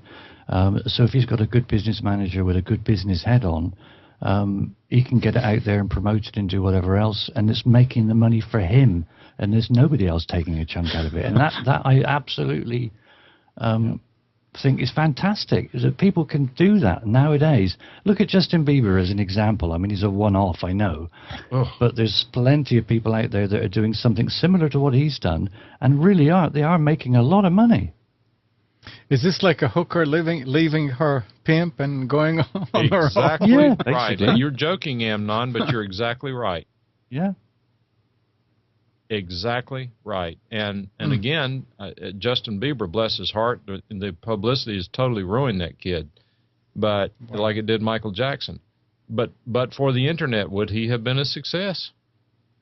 No, he wouldn't. If anything, nowadays, if he was to do that now, he would be hauled into court every 5 minutes because he was singing other people's songs. Yeah. You couldn't do Justin Bieber again now. It just wouldn't be allowed. How old was he when he hit the big time? I don't know. I'm not a big Bieber fan, unfortunately, but or Yeah, I know fortunately, Nick likes he Bieber was a lot. Probably early about teens. 14, I would wasn't say he? early teens. Yeah. I think that ought to be against the law. I think it ought to be illegal for anyone under 18 to participate in American Idol. Wow. Well, how old were many of the groups, Monkeys and all them, when they started? Most The of them Jackson were at 5. least 18. Really? Yeah. I thought they were a lot younger. Okay. Good point, Amnon. Do you remember the song "Teenager in Love" by what was the name of it? It's not Teenager. Frankie Lyman. No.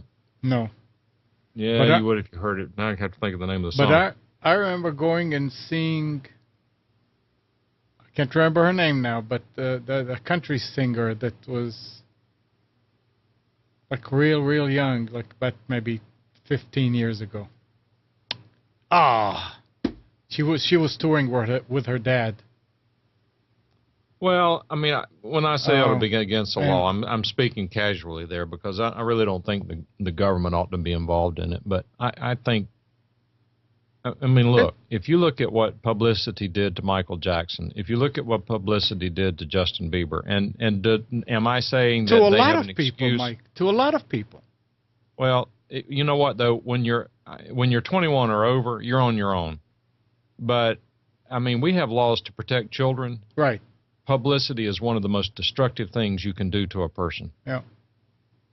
I agree. I mean, we had this conversation yesterday. I went to see my buddies last night at the North Carolina Museum of Art, 1964, the tribute, an extraordinary Beatles tribute band. People say, why would I want to go see the tribute band? Well, you're not going to get to see the real thing. But these guys in and of themselves are extraordinary musicians and do extremely well. But we were even talking last night about the business, and really nothing has changed. It is still very destructive business. It eats up people who get involved with it. If you choose to do that as an adult, that's your business. You should be free to do that. But who's protecting the children? More often than not, the parents see cute little Justin wanting to hit the big time, and wow, we're going to be rich. Let's go offer him up. I think there's a problem with that. It's cute to see little Donny Osmond singing "One Bad Apple Don't Spoil the Whole Deal," but there's a cost with that. And I mean, Donny Osmond is probably one of the few child performers who actually made it through. Where is he now? Everybody has life problems, huh? Where is he now? All I know is he keeps showing up on Entertainment Tonight, so I guess he's a professional Entertainment Tonight guest or something. I don't know. I know his sister is doing good. Is she? What's she doing? She's got her own show and talk show, and she does a lot of commercials for losing weight, whatever that company is. So she's there, and she's going big and small, and big and small, and big and small. I mean, she struggles with it, but she really is a sweetheart. I mean, she is, absolutely. She seems to have made it through, but you know, she's a severe diabetic. Oh, I didn't know that. Oh yeah, you know, remember she used to do those Hawaiian Punch commercials. She and Donnie were singing, "You want to go Hawaiian Punch." People were commenting that it was kind of hypocritical of her to do those Hawaiian Punch commercials because the Hawaiian Punch has so much sugar on it, and if she took a sip of it, it'd knock her out.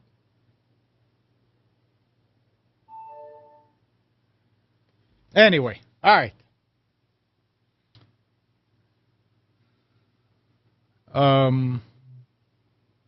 It's time. It's past time. It's past time. I did find a new series on Netflix if anyone's looking for anything to watch. If you do a lot of air travel, you might not want to watch it, but it's called Air Disasters. I've watched there are 10 episodes available. I've watched the first 2, and it's excellent. Air Disaster. Air Disasters is the name of it on Netflix. And Amnon, you would enjoy it. Since you don't fly, you would totally enjoy it. Yeah.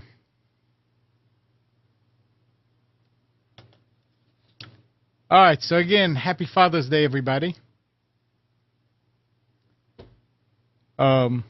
Anything you want to add, Steve? No, it's been good. Enjoyed it today. Thank you. Thank you. Mike? No, we're good. All right. So again, good morning, Kathy, Hannah, Nabil, Mac, Norm, Katie, and Donna. Thank you, everybody, for tuning to Computers 2K Now. We hope you enjoyed and maybe learned something from our time together. Remember to practice safe computing. Back up your hard drive. Update your virus scanner. We'll be back here next Sunday at 9, but you can always reach us at Computers2know.com. And while you're at it, like us on Facebook. And keep subscribing. New people, subscribe to our YouTube channel. I think we passed 1,000. Wow. Which is nice. Tomorrow, there's no health in, but there will be Breaking Free at 1 and Tanya Love at 7. See you.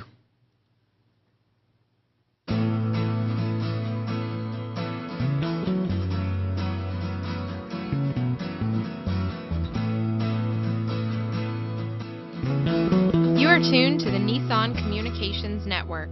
Our weekly lineup of call-in programs includes Computers 2K Now with Amnon Nissan, Health In with Debbie Bruck, Breaking Free with Marilyn Shannon, Lessons of Vietnam with NCVVI members, The Tanya Love Show, Reawaken Your Brilliance with Julie Seibert, and if you tuned in too late, you can always watch each program in its entirety or download an MP3 audio file of it at www.nissancommunications.com.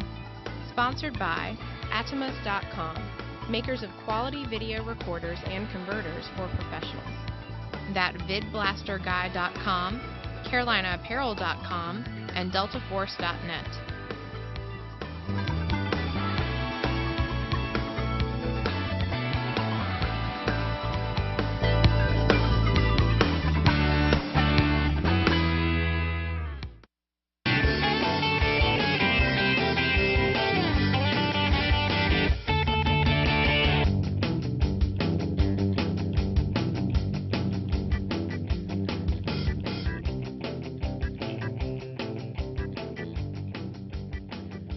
Good morning, everybody. You are tuned to Computers 2K Now on the Nissan Communications Network. I'm Amnon, your host for the next few hours, along with Mike. And that's about as good as it gets today. Yep. Nick is doing a nice family thing with his dad today, so he's not going to be here with us. I was trying to get Andrew to call in, but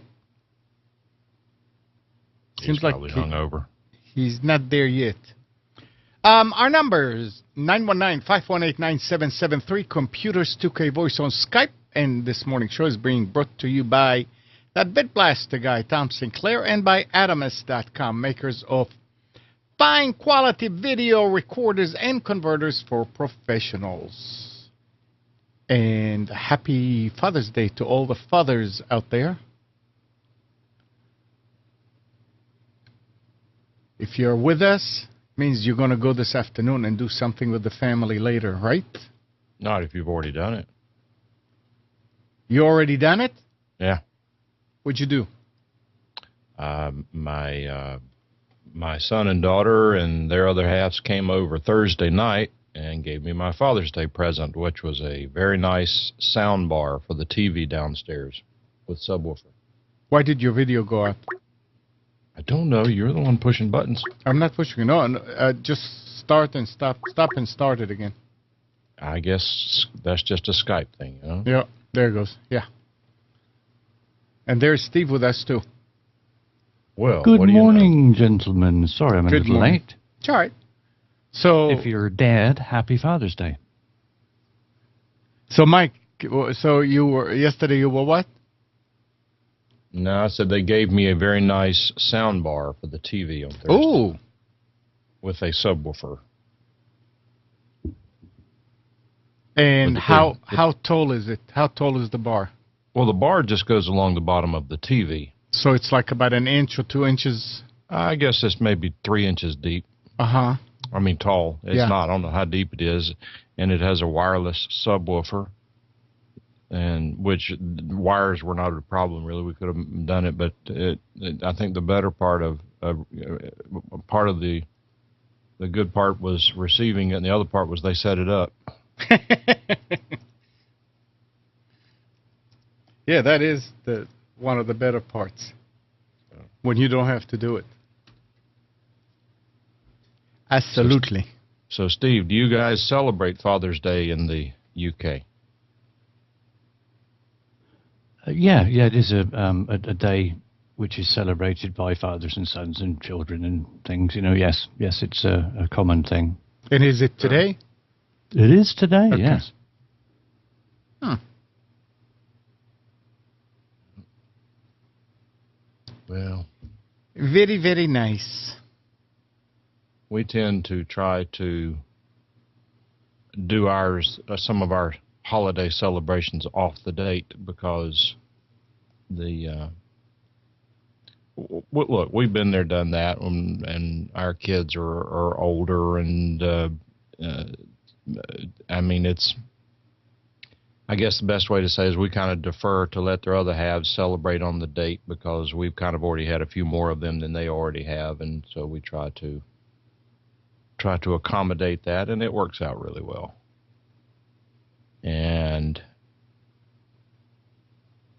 Jason says that Daily Motion doesn't appear to be streaming, and all I'm getting is buffering on it if that's the default page. I'm Wait a monitoring minute. it on Says another. It's working now. It's working. That's interesting, Lee, because what did I say, Jason? That's Lee. Good grief. Sorry, Lee. But mine is not coming up yet. Let's see if it does. I'm going to hit refresh.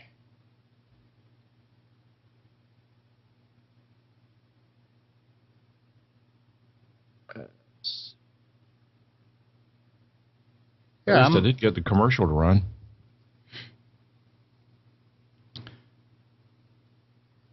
Is anybody else having a problem getting it from Daily Motion?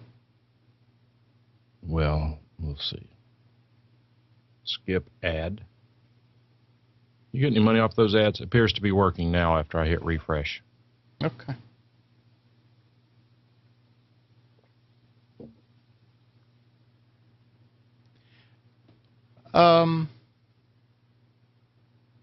So, Amnon, have you ever been to a graduation? My daughter. Yeah. Well, when they announced the graduate's name, did anyone make any noise? I don't remember. Well, according to this article that the TV station in Charlotte released, Yeah. more high school graduation, this was yesterday, more high school graduations in Charlotte today, and you better watch your mouth or you could get locked up. Schools are tough on people who cheer for graduates. Jonathan Simon found that out at his brother's graduation in Fort Mill, South Carolina. When his name was called out, I simply said, yes, he said. But that was a violation of the rules. A police officer pointed at Simon and told him to leave. When Simon asked why, they put handcuffs on him and charged him with trespassing. Police say Simon refused to leave. Simon says he was just asking why. Schools in the area have a no rowdy behavior rule that includes no yelling or cheering for graduates. Wow. Gosh, can't even let them express themselves. I mean, if What it gets, happens? if You it know gets, what? What? Elections have consequences. If kids get rowdy, I mean, what did you think about this guy? Where was it? That stripped kind of in I Fayetteville. don't know. I haven't heard about that one. I think it was in Fayetteville.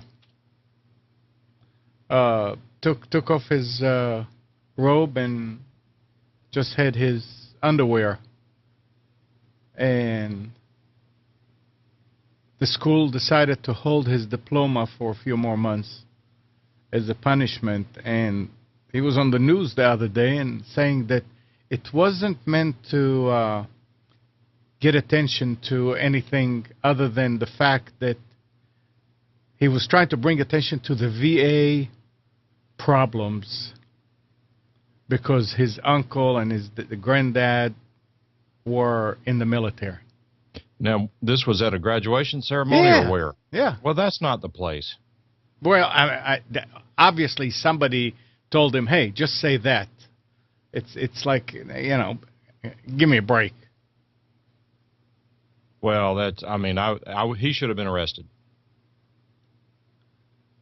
Well, disorderly conduct is not the same as celebratory whoop. True. So. But it's ridiculous for people to do stuff like this. Dr. John says at some graduations, cheering got so bad they had to stop the ceremony. Yeah, now that's what I was going to say. I mean, if they get rowdy to the problem that it disturbs and interferes with the ceremony, that's one thing. But if somebody's popular and kids just go, hey, and it goes down, fine. What's wrong with that? I went to my son's graduation about a month ago at Catawba College. And this is a pretty nice school. I mean, it costs a fortune to go there. People who go there need to know better. And they had a very common sense approach. They said, look, we know you're going to celebrate your son or daughter or brother, sister graduating. We ask you to please be polite about it. And I would have to say that it was probably one of the most well-behaved crowds that I had seen. Probably the most interesting part that could have gone off kilter is I guess he's the president of the college, was actually one of the people on stage handing out the diplomas. And what would happen is the person at the table would hand the diploma, and then they would take about 2 steps and shake the president's hand and get the picture taken. And this one fella, a real smart aleck kid, came along. They handed him the diploma, and he was styling over there, and he skirted over to the president and shook his hand, had his picture taken. Then the guy turned around, walked around, stood side by side to the president, put his left arm around him like he was hugging him, took out his phone and held it out in front of him and took a selfie of him and the president side by side, which I think was a little disrespectful, but because it didn't get out of hand, it really was kind of funny. I'm reading in the chat. People are saying that the video is a bit softer than usual. Just terrible.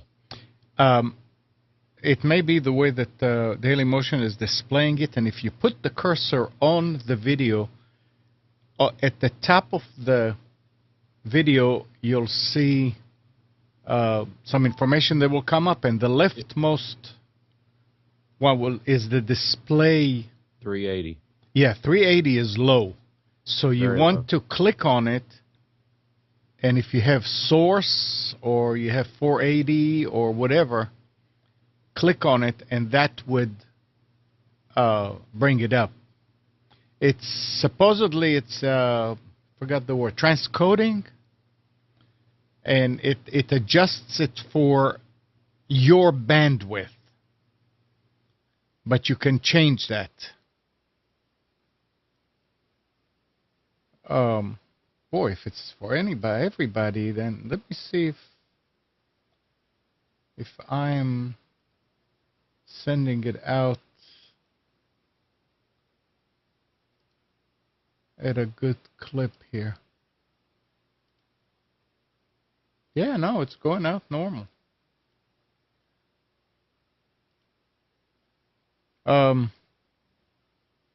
So try that. Try to just change your display to a higher. The source is still not good. I cannot even read down at the bottom. It says. Really? Yeah, something I can't even. Something Nissan Communications. Yeah. The graphic at the very lower. I can't not even tell what it says. That 6 letters or 5 or 6 letters before Nissan Communications. Yeah, it's the date. But what? I can't read it. Why in the world? I mean, oh, yeah, I see that.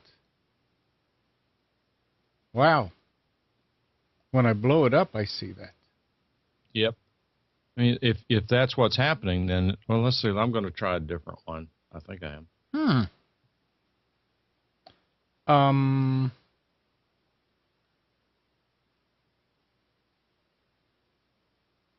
You sure something hasn't changed in your encoding software? Not. Computer? I just looked. That's what are you was sending it at? 600. Wow.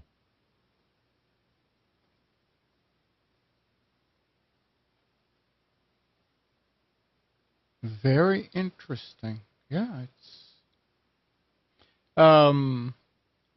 What happened if no? Well, Bamboozer should be the same. Jeff says Vaughn is better, so I've just flipped over to Vaughn. Now I got to wait half an hour for the commercials to go I away. know.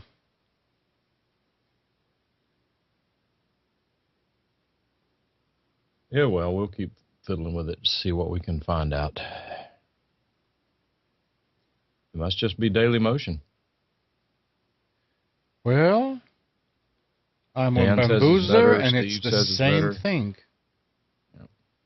It's the same thing on Bamboozer. Something must be different here, but I don't see what it is. Good grief, how long is this commercial? They're trying to save some bandwidth, Yeah, I I know. expect.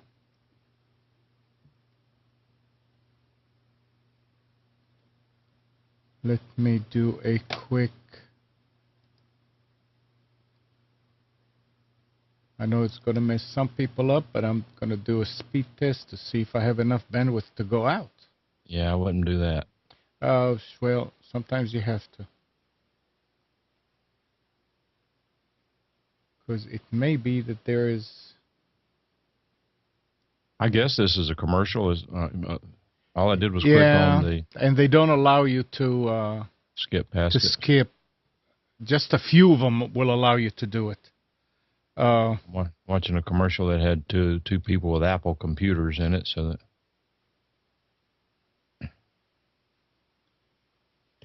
that is Vaughn doing mid rolls as well?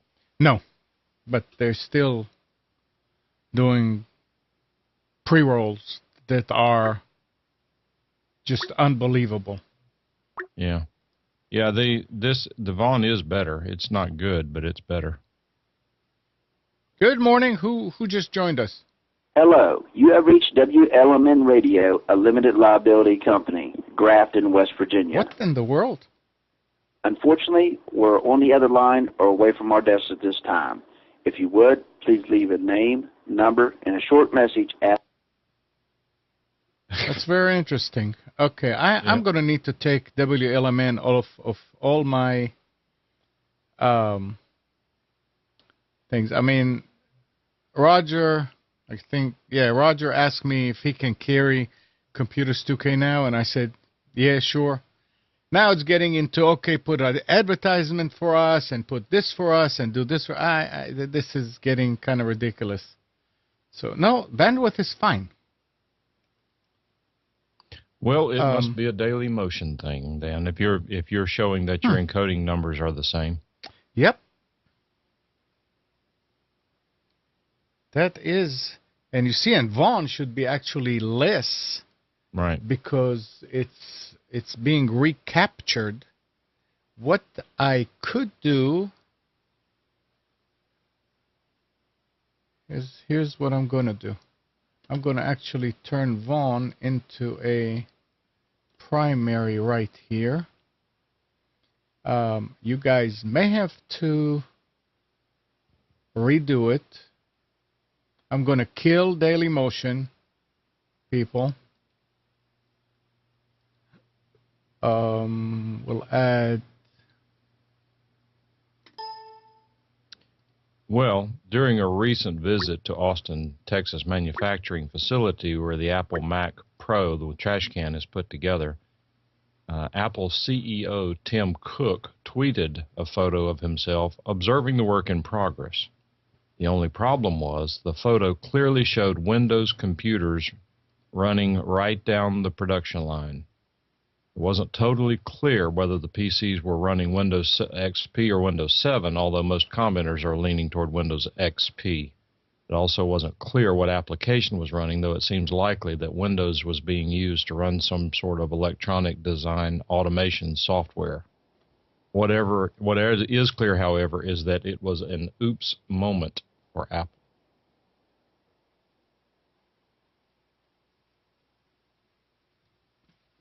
And on another note, No,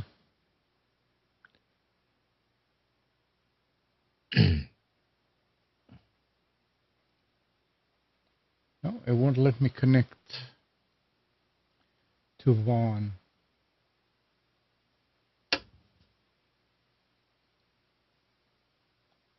For some reason, not from here. I actually have a question for the chat room, and I know it sounds silly for me to be asking this question, but I really haven't researched it. And if you have a new song comes out and you decide to upload that song to YouTube, that's perfectly okay. Let's say that you want to take a song and put a slideshow with it. That's perfectly okay. But if you do a show and play that song, it gets flagged for a takedown. What's the difference? Why is one okay and another is not? I mean, I understand, or I believe I understand, that YouTube has actually worked out performance licenses with all of the licensing companies, BASCAP, BMI, CSAC. What happens when you play that song, they actually track that song and report it and pay royalties to the copyright holder. But the question would be how does their software? It's really not a legal question. It's more of a technical question. How does their software know to flag one and not the other? I imagine it's because one of them they can monetize by putting adverts on them, and the other one, if it's your show, they can't. So they just get rid of it or take the audio off. I don't know. I don't understand. Well, Roger, something happened where you called us, and or did you call them, Amnon? No, he called us. And then we got his voicemail. How did that happen? Technically over there things are a real shambles. So I'm not surprised that this happened. Now let me work on this here. I'm still trying to connect with another, and it will not let me. I think maybe Wirecast over here. Christ. So you guys go to. Roger says he was trying to call in. Well. I don't doubt it, but what it would mean is that his system is not working right, which, again, I'm not surprised. From what I heard, there's a lot of problems over there as far as technical stuff. So it's, I mean, he's still doing stuff, and then that's fine. Says here, he thought, Roger said, I thought I would call in. He was going to make a comment about the image issues. And Dr. John said it sounded like Roger's hold message, and Roger said it was. Well, I don't know how did we get Roger's hold message? The phone rang, you answered it, and it was Roger's hold message, right? Yeah. Or it was his answering machine. Mike, I'm not into this because I'm trying to reconnect to stream, and it will not let me, and I don't want to stop, so we may just leave it. What do you want me to do? Sing a song?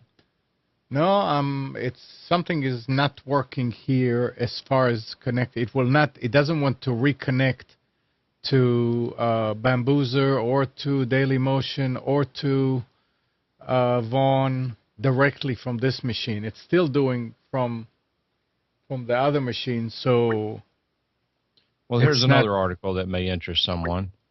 Amazon is planning a streaming music service of its own to join the ranks of virtually every other tech company in existence. According to the New York Times, the new feature will give subscribers to Amazon's Prime services access to thousands of free songs without interruption from advertising.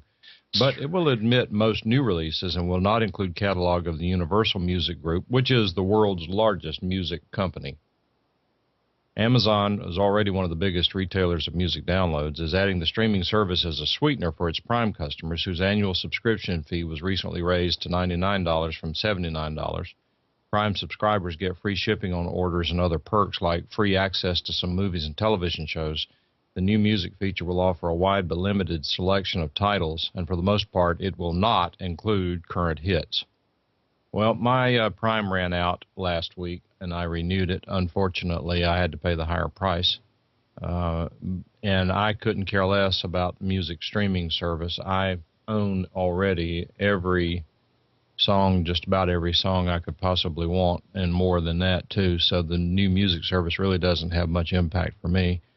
But I do like the free shipping, and it will be interesting to see if the free videos they provide on the Roku are worthwhile, because I have really started doing a lot of Netflix watching. Normally I don't watch TV, but lately I've been watching Netflix. I just finished, and I'm watching it on the Roku, and I just finished watching. In fact, this is a good point. I just finished watching the second season of Orange is the New Black, which is a pretty yucky show in my opinion.